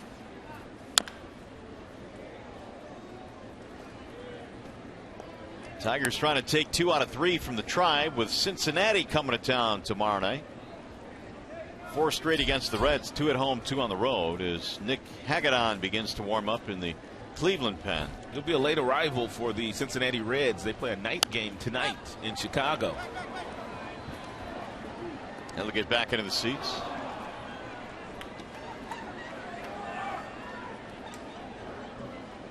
2-2 the count stays. Atchison made 70 appearances out of the bullpen last year for the Indians and had good numbers. The veteran trying to take care of Kinsler here in the 6th. Missed low and away, 3-2. And Kinsler doing a very nice job of laying off the breaking balls out of the strike zone that Atchison has thrown him in this at bat.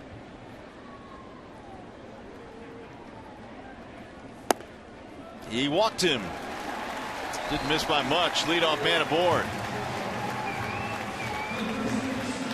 Last time Miguel Cabrera was up, it was the 4th inning, and it was Corey Kluber on the mound, and he got a fastball that was right down the middle, and Miggy lifted and separated, and he hit it 450 feet from home plate. Another massive home run off the bat of Miguel Cabrera. Disappeared into the hedges. 452 on his home run Friday night, 450 on that one, so he's been putting on a show in this series.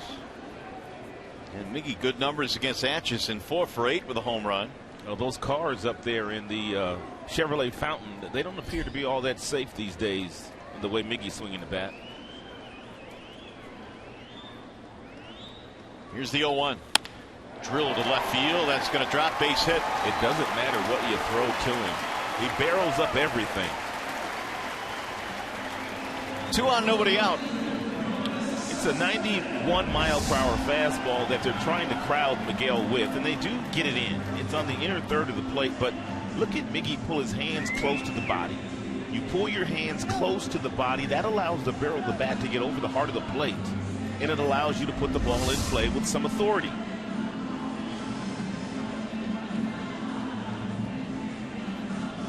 So the Tigers now a scoring threat here with nobody out. They have 2 men on. They've got Cespedes strolling in.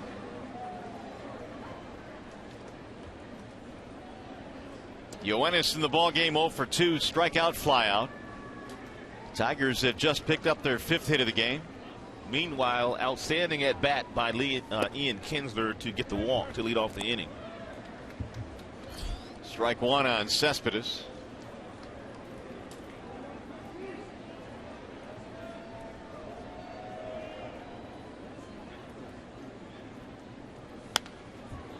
Make it 0-2 on Yoenis. Yoenis had a really good pitch to hit right there, but it was too big a swing, and he came up empty.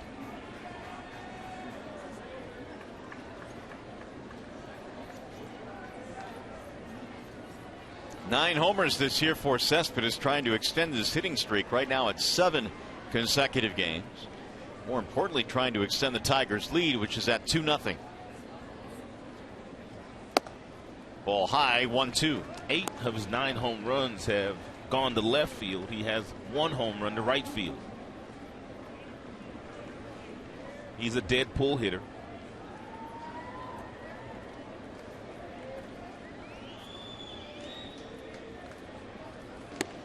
Bender breaks inside, 2-2 on Cespedes.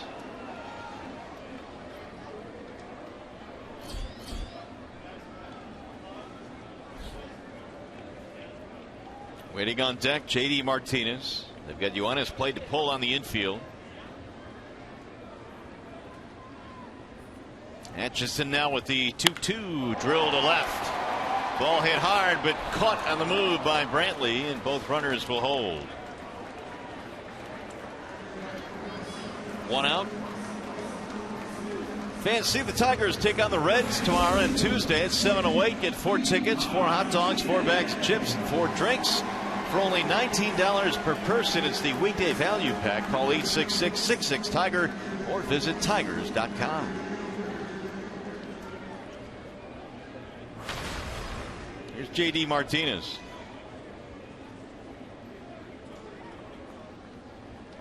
He has flied out to center field twice in this game.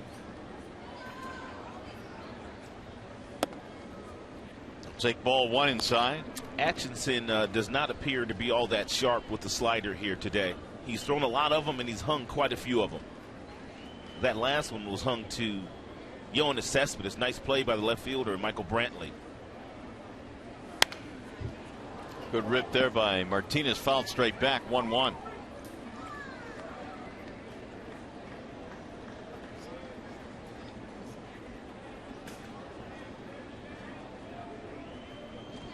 Now more action. Webb has joined Hagedorn in the bullpen for the Indians. Both teams will have to piece together the final couple of innings in this game after the rain delay.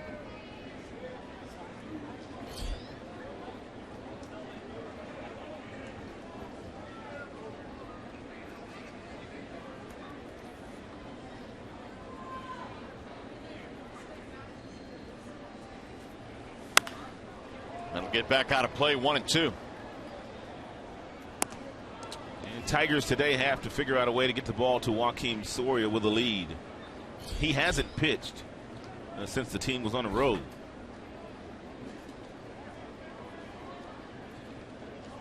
It's always that fine line between rest and too much rest for those bullpen pieces. Here's the 1-2. Ooh. Drilled to right field. Ball is hit well. It is way back in right, and it is gone out of here. J.D. Martinez goes the other way, and the Tigers break it open. There's that hanging breaking ball.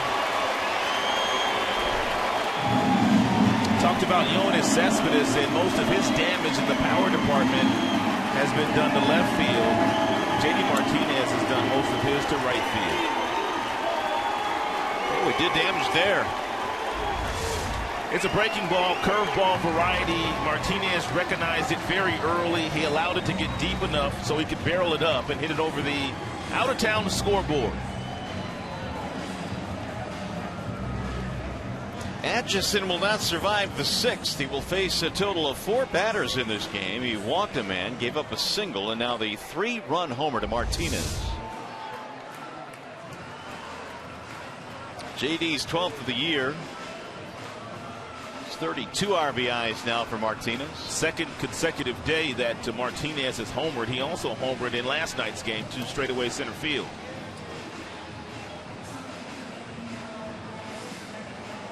You got Tyler Collins coming up. You got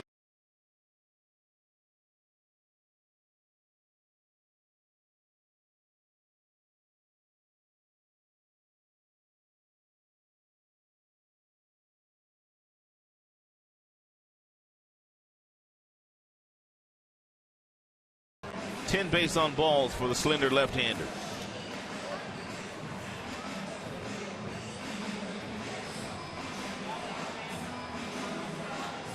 Well, these are obviously two teams battling in the Central Division. The Indians trying to get back up to the 500 mark. It has been a long climb for them as they came into play at 28-33, 7 games out of first place. The Tigers trailing KC by 3.5 in the Central. Minnesota has dropped 5 games in a row, but they only trail Kansas City by a couple of games. The Royals have also dropped back-to-back games to the St. Louis Cardinals. They're playing the Cardinals again today and currently in a rain delay in St. Louis. Here we had to withstand a 1 hour and 51 minute delay.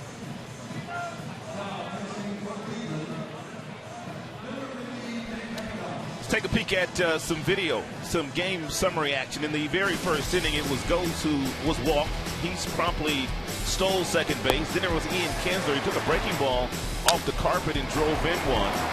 Miguel Cabrera, well, he was at it again in the fourth inning. He played long ball against Corey Kluber. It was the first pitch of the at-bat, and he hit it 450 feet from home plate. And then after the rain delay, the sixth, Atchison in, and it's J.D. Martinez with liftoff to right center field. 3-run variety, and the Tigers have a comfortable lead here in the sixth. Here is Tyler Collins now facing Nick Hagedorn. He'll swing at the first pitch and foul it back out of play. 5 runs on 6 Tigers hits now. More breathing room for Detroit. Collins, couple of ground balls, one to the first baseman, one to the second baseman. Hagedorn's 0-1. Atchison obviously wasn't very sharp here this afternoon. He had spent some time on the disabled list. He went on the DL on May 28th, and he just came off when this series began.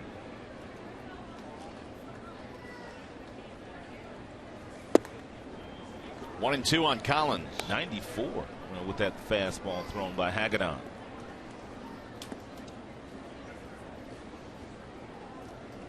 Indians have had their struggles within the division this year. 13 and 19 in the Central, but they're 16 and 13 against everybody else.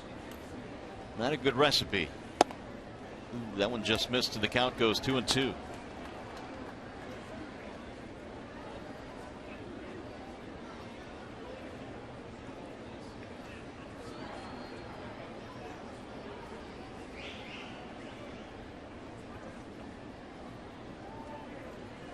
Swing and a miss, and Collins is out. There are two gone now in the Tigers' sixth inning. We'll bring up Brian Holiday.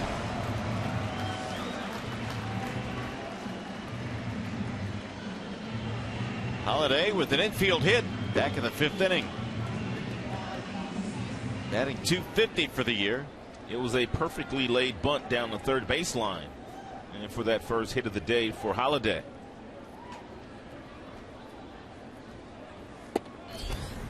Strike one on Brian. Yeah, the team that Brian Holiday went to, TCU, and during the rain delay, they had a little bit of their game up on the scoreboard here today in Omaha. It's funny because this time of the year, especially when the regionals are happening, super regionals, all these guys are watching their alma maters in the clubhouse. A lot of trash talking going on. A lot of betting, too. You got Holiday, who went to TCU. You got McCann, went to Arkansas. You got David Price there, went to Vandy. Now, David was going to try to make it to the Vandy game tonight in Omaha. It looks like that might be in jeopardy for David with the 2-hour rain delay.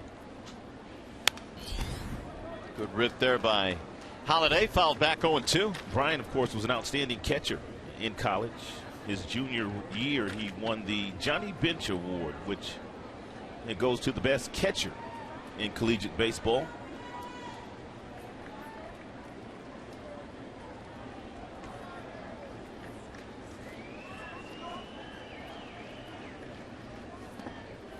Checked it, did not go. 1-2. Hagedorn, 29 years of age. He was born in Idaho, Sandpoint, Idaho.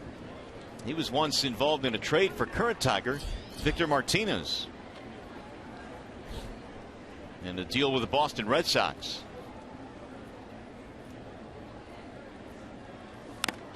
That's fouled off the mask. 1-2. The count stays on Holiday. You were telling a story about Victor Martinez right before the rain delay. You said he's going to take the bus on a long trip from is it from Pawtucket or from Toledo? You know, from Pawtucket. Toledo's played in Pawtucket today, and then they have a long trip to Syracuse, a bus trip that I guess they're taking right now. And Victor was given the opportunity to fly. He said, "No, I'm going to go with the rest of the team on the bus." Yeah, good teammate. That has popped up. They'll eat good too. Yeah, they will. There's the catcher, Gomes, to make the catch, and that'll take care of the Tigers. Not before. Damage is done. The Tigers extending their lead courtesy of J.D. Martinez, an opposite field 3-run shot.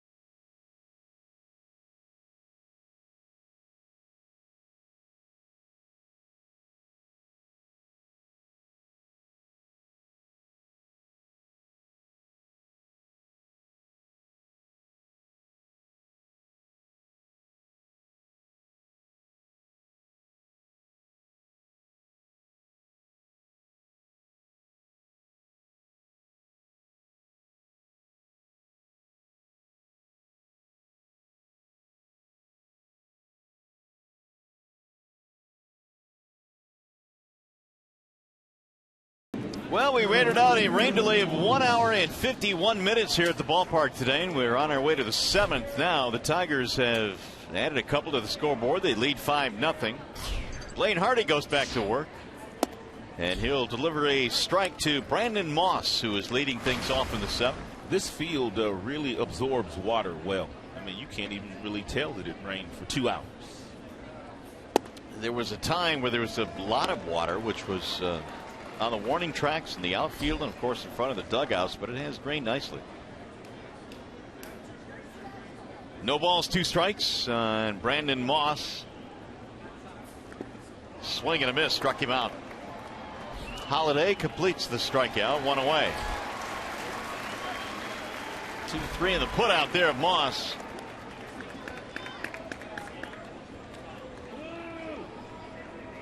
So Murphy will not bat. Looks like Francisco Lindor will pick up the bat. This will be his major league debut. We talked earlier about Lindor before the rains came, and how this young man is one of the more highly rated prospects in baseball. Called up today. His numbers at AAA Columbus, 279. A couple of home runs. And his first big league at bat comes here in Detroit. 1 ball, no strikes on Lindor. Seemed, Rod, like the last couple of years, every time we'd played the Indians, everybody was talking about, when is Lindor coming up? They say that he has a chance to be an impact player on both sides of the ball. He's from Puerto Rico, Caguas, Puerto Rico. He's a shortstop with soft hands. Was doing a nice job in AAA this year. And they really hadn't gotten much production this season at the shortstop position, so why not call him up? He's one of the best prospects in baseball. And Hardy just chewed him up.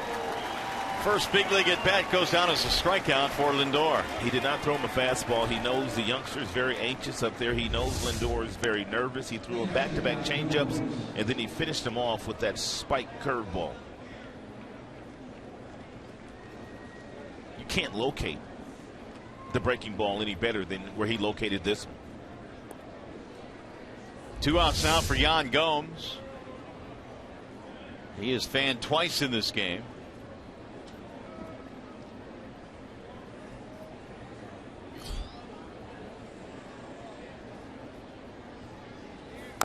Gomes hits one off the end of the bat right back to the mound. Hardy will take care of that. 1-2-3 inning with a couple of strikeouts. Coming up, the McLaren Health Plan 7th inning stretch.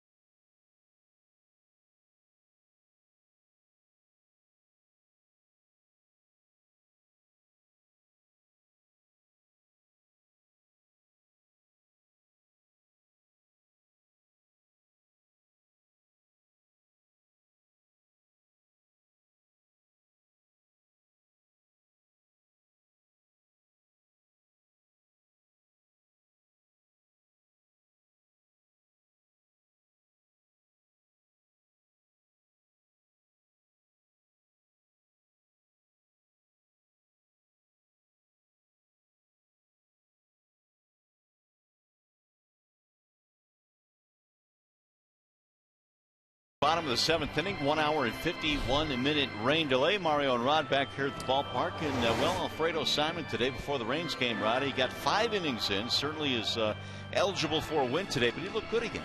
Well, he's pitched well enough for a win. That much we do know. And we go back to the start he had against Chicago White Sox when he had a lot of those two-seam fastballs, crisscrossing across the strike zone with the cutters. Everything moving, darting to the bottom of the strike zone, no matter whether it's a right-hander or a left-hander. He's not throwing anything straight these days. And then when he wants to get to that tumbler, that split-fingered fastball, it simply falls straight off the table. We talk about the built-in height advantage at 6 feet 6 inches for Alfredo Simon. He's been money for the Tigers so far this year. You can arguably say, other than David Price, he's been their most consistent starter. Yeah, no doubt. And speaking of consistency, we're seeing a lot of that out of Miguel Cabrera these days. Another long home run in this contest, but also Miggy getting some help from J.D. Martinez in this one, too. You know, both of the home runs that Miggy has hit in this series, both have come on the first pitch of the at-bat. And of the 404 home runs career he's hit, nearly 100 on the first pitch, so Miggy really tries to ambush you. Meanwhile, it's going to take the bullpen to kind of finish this one off. I don't think there's any doubt they got to get Soria in a ball game, but you got to get it to him first. 5-0 lead makes it easier, but Hardy pretty good today. Much different Hardy than yesterday. Yeah. Came in to face 3 left-handers yesterday, did not get the job done. He has gotten the job done here today. He has pitched 2 scoreless innings, and it's looking like if Brad wanted to do so, he could go Jabba Chamberlain in the 8th, and then he can get Soria in the game just to get some work. I have a feeling we will see Soria no matter what the score is today. Well, here come the Tigers now in the bottom of the 7th inning, and the first pitch to Romine is high. Andrew, then Iglesias, and then Gose facing Nick Hagedon. 0 for 2 for Romine. He's got a fly ball and a line out. Foul tip into the glove and out of the glove of Gomes. Strike nonetheless. 1 ball, 1 strike. Tigers in search of their 33rd win. Meanwhile, the Royals, I guess it is official now. They are rained out in St. Louis today. Here's the 1-1. 1-2 on Romine. Credit to the fans who hung around for that hour and 51-minute rain delay. The official attendance today, 36,994. And they've been rewarded with clearing skies now. No rain, which is nice. The 1-2. 2 balls, 2 strikes. Romine having a difficult time of getting it going, batting right-handed, batting only 167 right-handed, hitting 353 from the left side. Of course, most of his reps have come batting left-handed. I remember having a conversation with Andrew way back in spring training, and he was talking about him not being able to get it going from the right side. And he's a natural right-handed hitter. Well, we know this. When he's gotten his opportunities this year, overall has done some really good work, and not just with the bat, but defensively as well. Oh, they trust him with the glove. He can play short. He can play third base. He's also taken some reps at first. Even caught some games down in spring training in the backfields.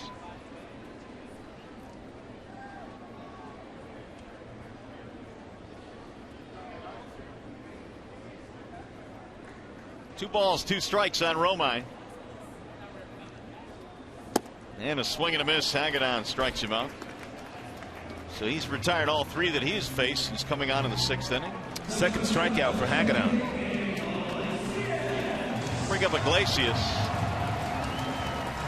Corey Kluber started today for the Indians. He was looking for his 7th consecutive start of at least 7 innings, but that will not happen because of the rain, which ended the streak. Iglesias a single and a pop-up in this game.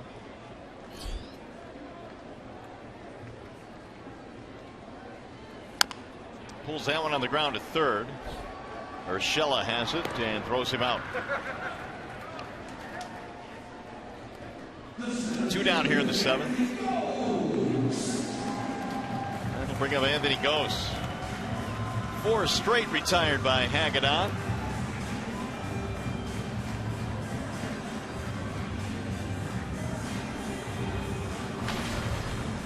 like that walk-up music that Ghost just came out to. Summertime. By Will Smith. One of the best summer songs of all time. It might be the best. It's got to be about 15 years old, at least. Yeah, I'm not sure when that song came out.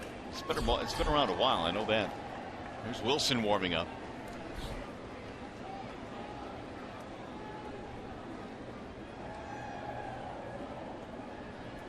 Here's the 1-0. It'll get back out of play. Been told it was 1991. Really? When that song came out. Who is the songologist in the booth that let us know? Or did you know that by yourself? I knew that by myself. You ain't handing out credit today, are you?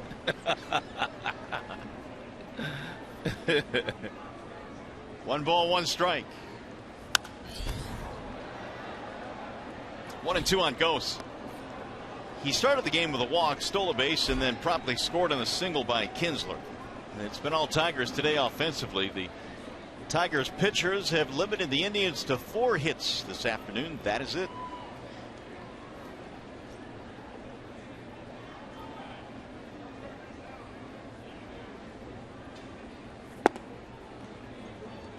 Two and 2 now on Ghost.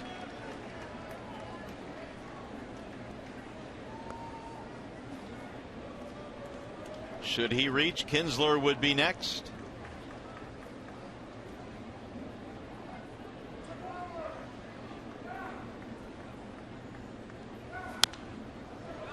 We'll get back out of play.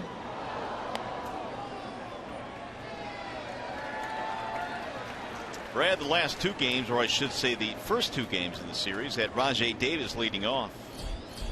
Rajai was the DH in both of those games, but Ghost was batting 9th. He's back to the leadoff slot today.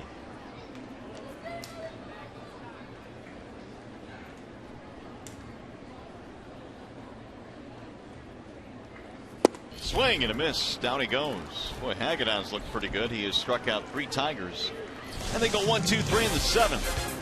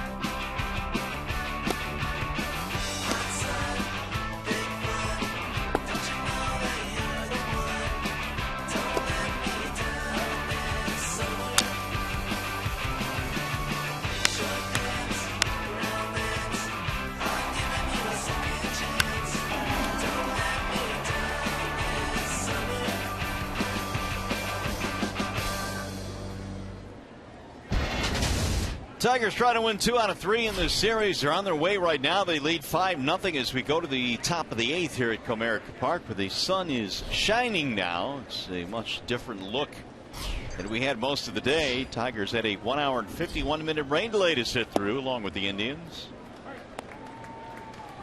Urshela leads it off against the new Tigers pitcher. That would be Alex Wilson. Wilson, has done nice work. 1.80 earned run average. Just about every time that he comes in, he's gotten the job done.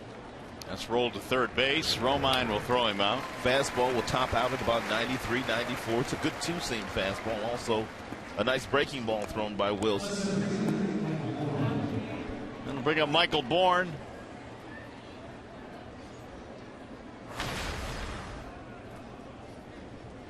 Indians in this game have had only one runner reach second base. Tigers pitching doing an outstanding job. Bourne takes strike one.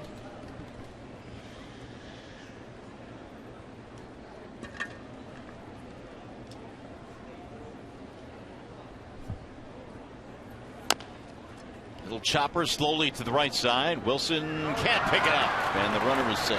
He and also Miguel Cabrera really couldn't decide what they were going to do on that particular ball off the bat of Michael Bourne. Wilson went for it, stopped. Miggy went for it, he stopped. And ultimately, it was Wilson that tried to pick it up, but was not successful doing so. He tried to pick it up with the glove and just couldn't do it. Watch Miggy. Do I come? Do I stay? Just one of those plays. They're going to charge Wilson with an error. Ooh, that's a tough error. That's a base hit. Yeah, it is. I've got single in my score sheet. We'll see if they change it. But right now it's E1. Don't change it. But I have to if it's not going to be changed. They're going to change now. You think so? I do believe so. Maybe even before the inning's over. If it stands, the Tiger pitcher is charged with the miscue. Aviles is the batter, and he looks at a ball low. There was a scoring change here on the play toward third base. Bryant of the Chicago Cubs hit a ball down to Castellanos, and Castellanos initially was given an error. They changed that and gave Bryant a hit. Well, we'll see if they think about this one a little bit more. Ball is belted in the air toward right. JD calling for it. Aviles is out, 2 gone.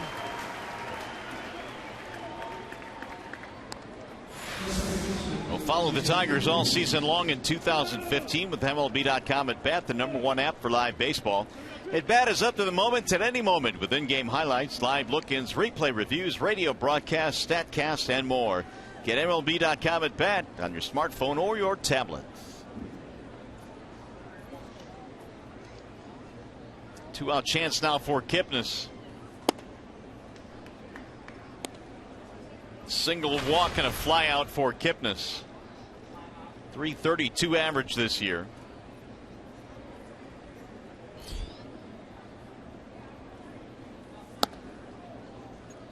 Two 2-0. Kipnis a 10-game hitting streak for the Indians. Webb still warming in their bullpen. It appears he'll be next in the bottom of the 8th. Here's the 2-0. Kipnis is going to make an all-star team this year. He made an all-star team a couple of years ago, but he, from a batting average standpoint, doesn't do a whole lot against Tigers pitching. In 68 games, a .233 batting average for Jason Kipnis. Really struggled through last year, had an oblique injury which slowed him down, but this year, after another slow start in April, he really put together a great month of May, in which he had 51 hits. He'll get back out of play. 3-2 now on Kipnis. And a lot of the 51 hits were extra base hits.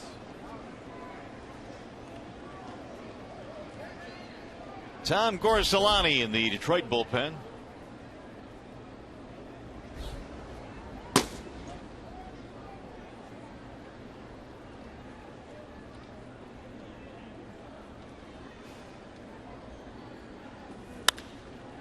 Line drive to left field. That drops. Base hit. Second hit of the game for Kipnis.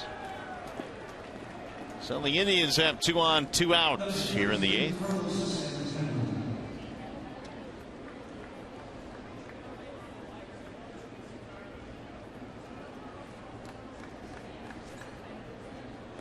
It's the first time the Indians have had 2 base runners on in the same inning.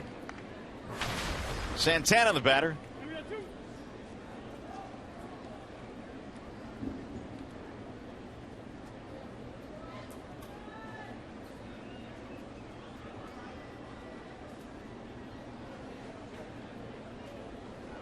He's 0 for 3 in this game.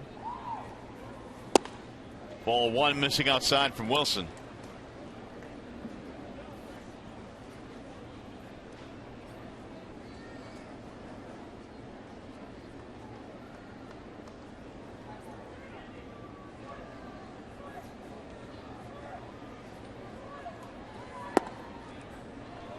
Two and 0. A dangerous count here for Wilson if you decide to throw Santana a fastball. He will not get cheated. Wilson did not start the year in the Tigers bullpen. He was called up on April 22nd.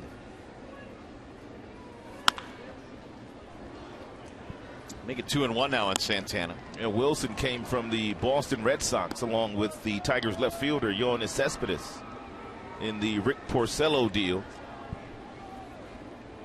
He's also given Brad Ausmus a measure of versatility. He did make that 1 start against the Oakland A's back on May 27th and threw 3 scoreless innings.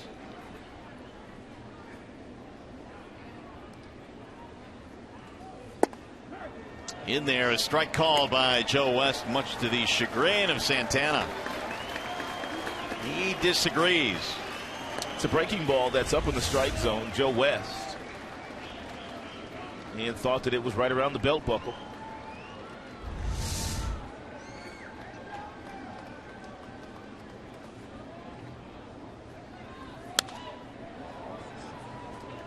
Santana homered in the ball game yesterday, and that has been his only hit in the series. He is 1 for 11.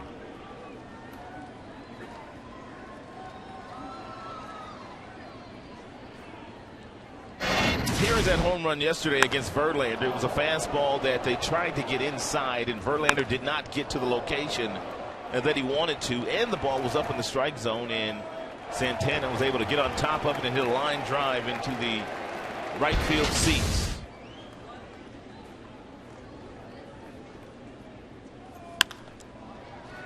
That thing is popped up first base side. Kinsler. That'll end the inning. No runs, a hit, an error. 2 men left.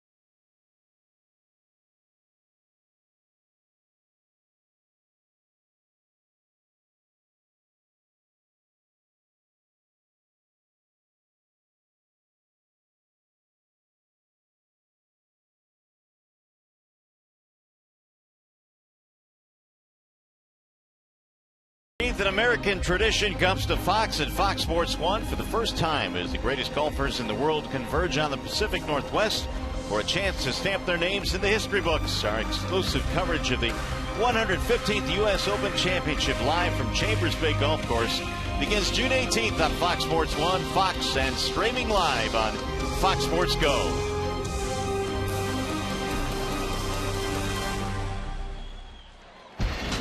So here come the Tigers now. They will face a new pitcher in the bottom of the 8th inning. Ryan Webb will take over for the Indians.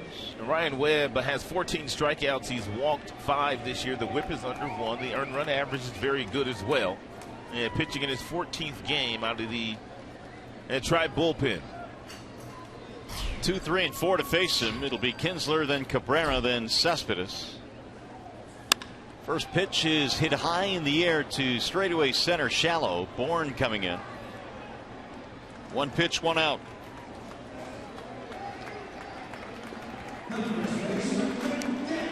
Now Cabrera. Miggy with 2 more hits today, including a homer. Both of the Miguel Cabrera home runs in the series have come on first pitches. And really overall, Miguel has a very nice batting average on first pitches in any at bat this year.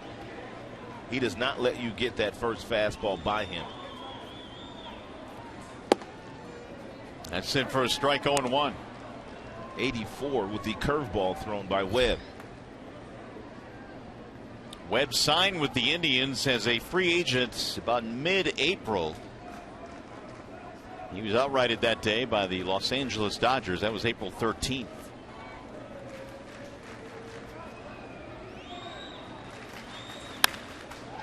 Right back up the middle into center.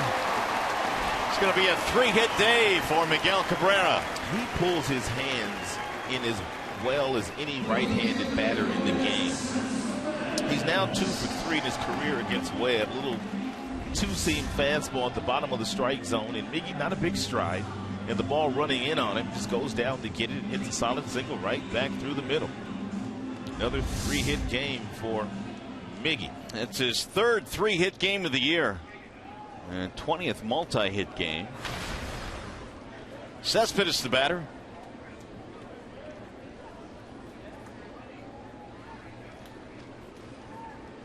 Yoenis is 0 for 3. Fouled away 0-1. It's also the 7th Tigers hit today. What did Miggy come in hitting against the Tribe this year? Like 652 or something like that? It's pretty outrageous. Something crazy like that? Yeah. It was 633. That's crazy. That was coming in.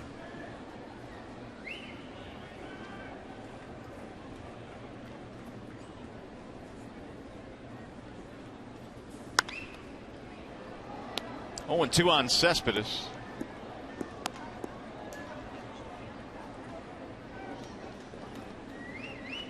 Cabrera now has 15 RBIs as well against the Indians this year alone.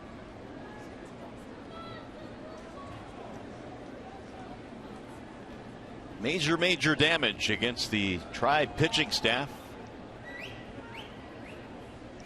Webb ready with the 0-2. Ground ball left side. Gonna find a hole. Base hit.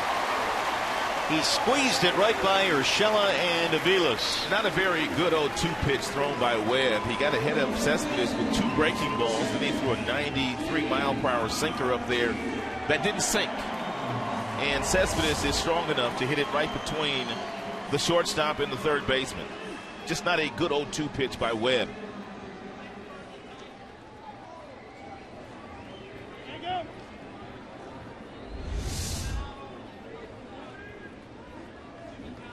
So the Tigers now have 8 hits and another scoring threat here in the 8th inning as Martinez stands in.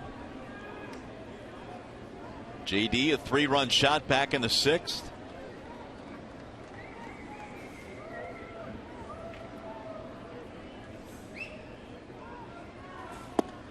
Ball inside, 1-0. Both Cespedes and Martinez have extended their hitting streaks to 8 consecutive games today.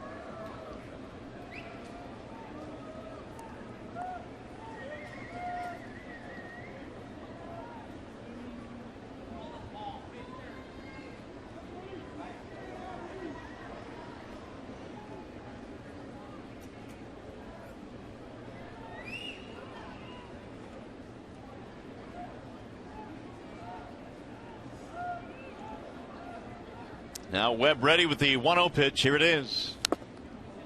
That one got the catcher Gomes. 1-1. Here are those updated numbers on Miguel Cabrera. 647. 5 homers, 15 RBIs. 22 for 34. Those are softball numbers. Video game numbers, too. Man, oh, man. When do you stop pitching to him? I don't know. Is the question. Drilled to left field. That's going to get down. Base hit. And that's going to load the bases. 3 straight singles for the Tigers.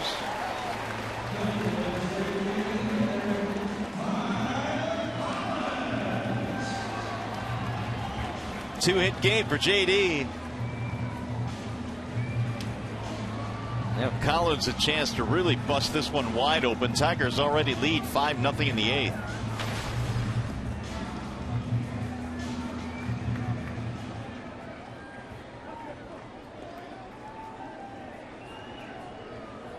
Cabrera, Cespedes, and Martinez, your base runners. Infield coming in for the Indians.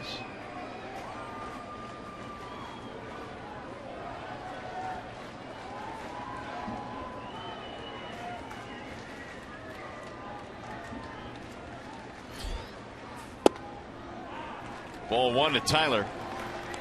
He's 0 for 3 in this game. He's put the ball on the ground twice. He has also fanned the contest.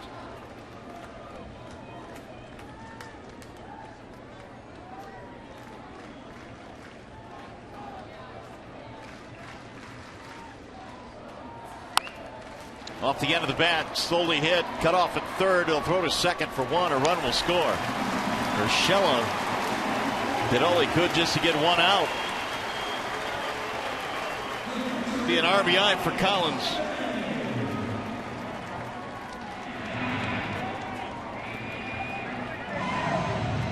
Miggy scores to make it 6-0.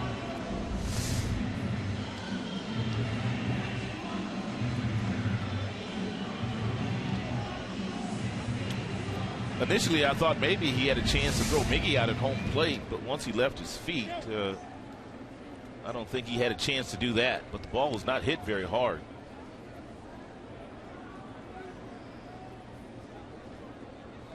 Two-out chance now for Holiday.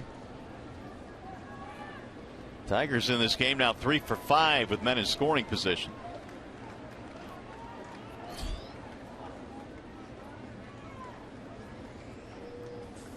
Holiday rips one to left. That'll get another run in.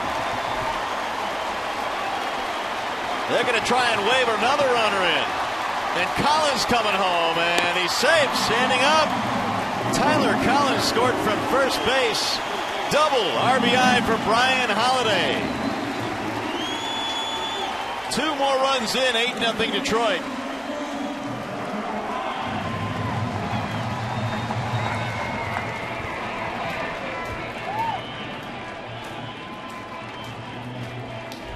Webb not missing many bats here in the 8th. Yeah, that little spinning 2-seam fastball tailed right into the happy zone of B. Holiday, and he drills one down in the left field corner. Dave Clark very aggressive with that left arm, waving Collins home, and Collins able to score without a slide. Looked like Collins almost lost it there. Did you see him coming around third? He was coming around the bag hot, but he scored standing up. No balls, 1 strike on Romine. So the Tigers had 3 more here in the 8th. They lead 8-0. That was their 10th hit of this game.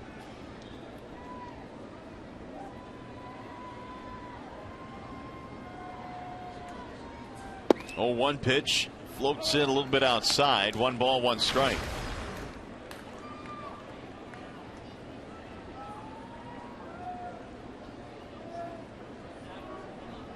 Holiday at second with 2 outs. Romine is 0 for 3.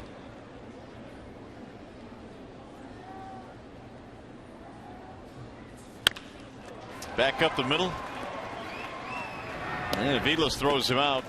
That'll retire the side. Tigers add to the lead, and we go to the 9th.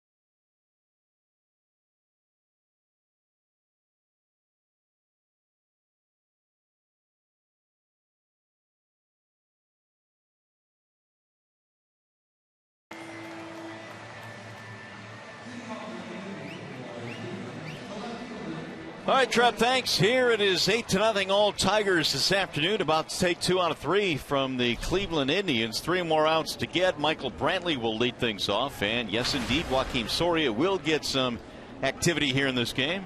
I guess Maxwell was dealing today against the Brewers, wasn't it? Sure sounded like it. Man.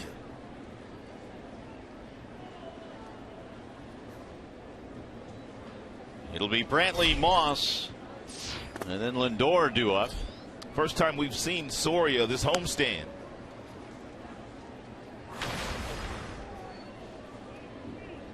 Brantley is 0 for 3, couple of grounders and a flyout.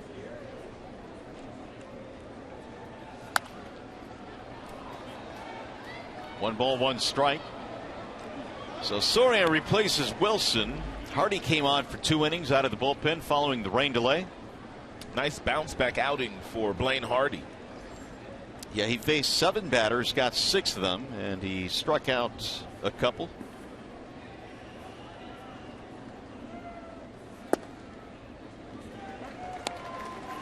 One and 2 on Brantley.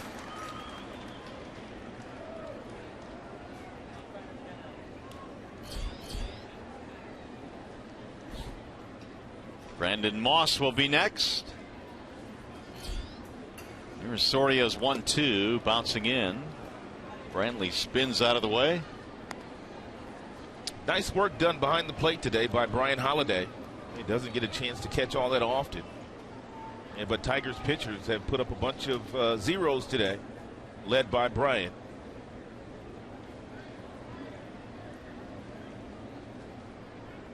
Catchers never really seem to get enough credit when that happens. They don't, especially a guy that plays once a week. No runs on 5 hits. He's chipped in with 2 knocks. McCann getting most of the reps these days behind the plate for the Tigers, but Holiday getting a shot today and doing well. It'll be almost like it was 2 days off for. And James McCann played the night game last night. This entire day off. Tigers back at it tomorrow night against Cincinnati.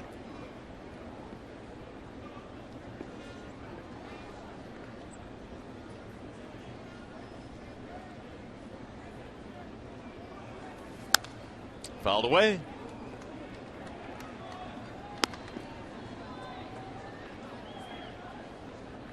Well, it was rainy, it was cloudy, it was muggy and humid all day long. The rains finally came to delay this game in the 6th inning. 1 hour and 51 minutes, but it's been nothing but sunny since we've resumed. Bouncing ball right side. Routine there for Kinsler. Chevrolet brings you the high-strength steel. Anthony Ghost was walked to lead off the game in the bottom half of the 1st inning by Corey Kluber. He stole 2nd. And he was standing there when Ian Kinsler took a breaking ball off the dirt, singling in the left field. Ghost came home with the first run of the game, and really the Tigers haven't needed much more than that today. Here's Brandon Moss. Ball 1 to Moss.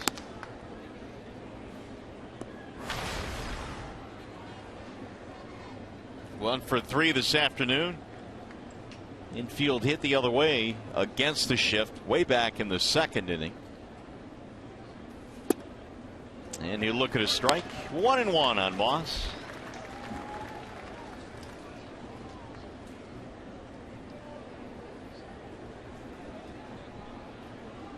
Soria last pitched on the 7th in Chicago.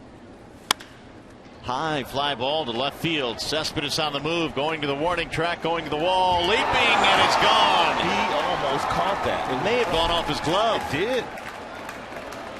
That'll break the shutout. First run of the game for the Indians, 8-1. Jonas made one spectacular catch here at Comerica Park. It was on opening day, I believe. They're bringing the home run back, and he timed this one perfectly. He got up, and it went off the glove into the Tigers bullpen.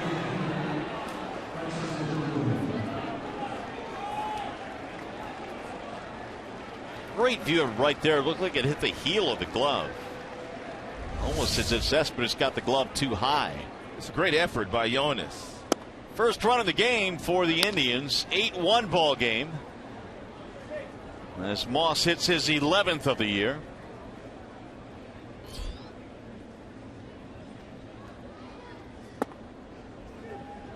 Lindor getting his second big league at bat. He came on for his first major league at bat in the 7th, and Hardy struck him out.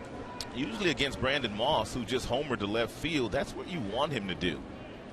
You want him to hit the ball to center field or to left field. Of the 11 home runs he's hit this year, and that's only the second one that's gone to left.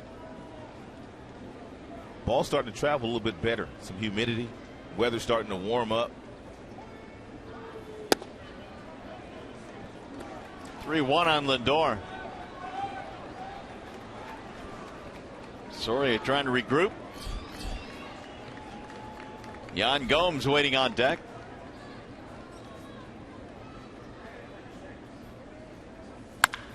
Ripped down the right field line. That's going to be a fair ball. Down to the corner it goes, off the wall. Lindor stumbles around first base. He'll have to hold with a single. First major league hit. Did Miguel interfere with him? And Lindor went sprawling out of the dirt. I think he's a little more embarrassed than anything else. How about that? He had a stand-up double. He was so excited rounding the bag. Whoop. Oh, my goodness. Well, he'll never forget his first major league hit. Who was it, Daniel Fields, who almost took a tumble on his very first base hit here, that last homestand? Yeah, but Daniel made it to second. Yeah, he put that left arm down. Well, good for Lindor, I suppose, although he's a little bit embarrassed about it. He was trying to blame Miggy, but Miggy we're close to he wasn't him. in the same area code. First major league hit for Francisco Lindor. And missed low and away to Yan Gomes. 2 balls, no strikes on Gomes, who's 0 for 3. Soria not as sharp as he has been all year long. The reason for that, he has not pitched in a while, hasn't pitched since Chicago. He's thrown 16 total pitches. 7 of those have missed the strike zone. Drilled to center field. Catchable well. 2 gone.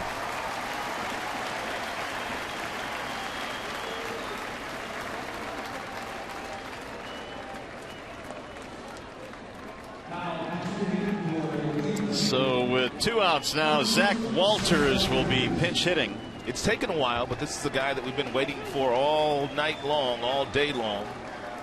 At 27th out.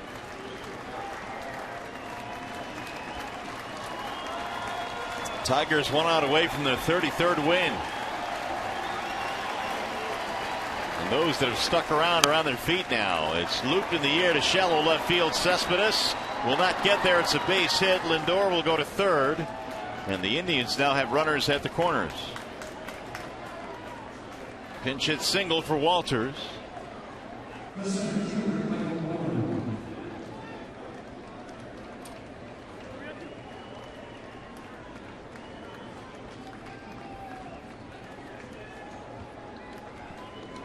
And here comes Brad.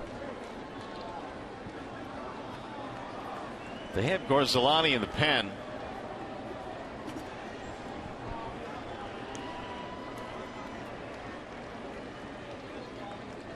$18 pitches for Soria, and Ausmus now taking the temperature of Joaquin.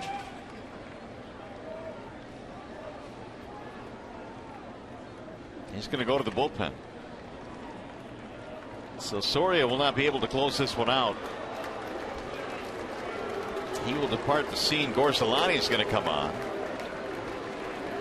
with Michael Bourne due up. Soria gave up a homer and a couple of singles.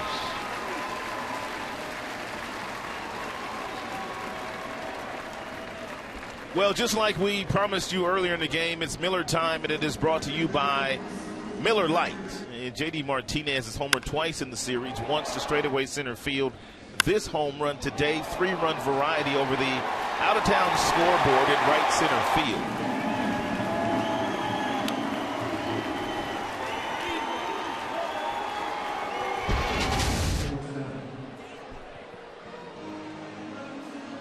Tom Gorzelani coming out of the Tigers bullpen here to try and get this final out.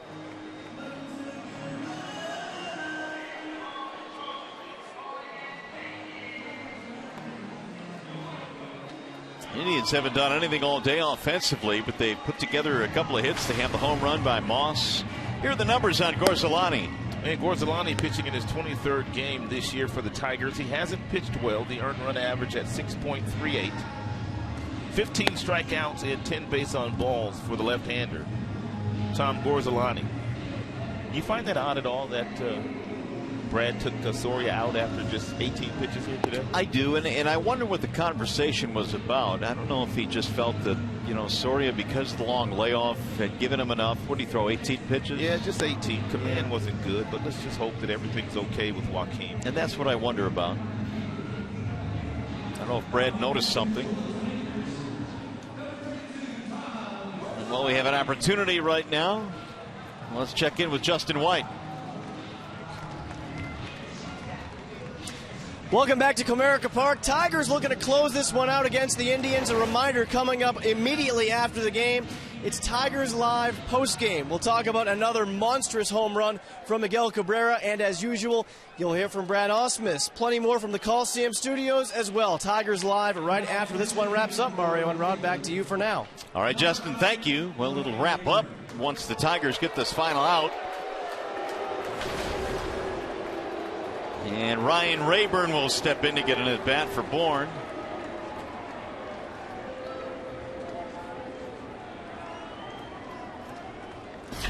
First and third with 2 outs. And Gorzelani misses low, 1-0.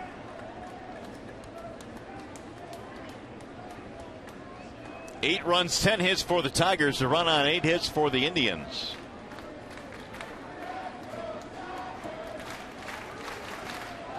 Here's the 1-0 pitch. Way outside, 2-0.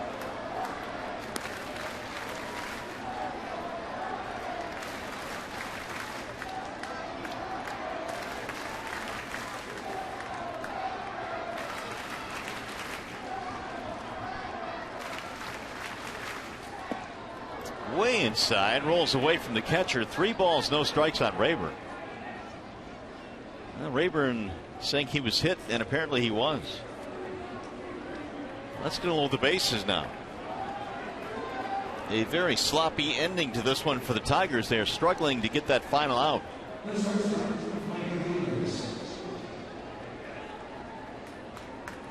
Here's Mike Aviles.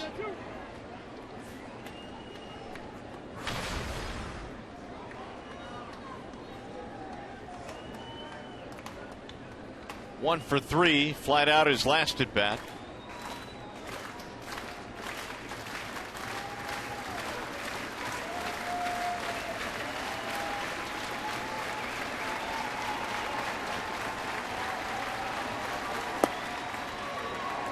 Oh, and 1 on Aviles.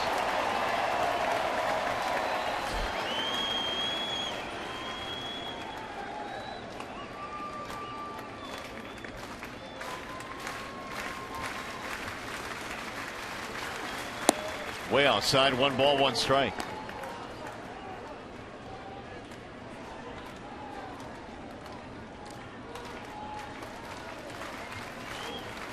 Jabba Chamberlain starting to warm up now in case he is needed.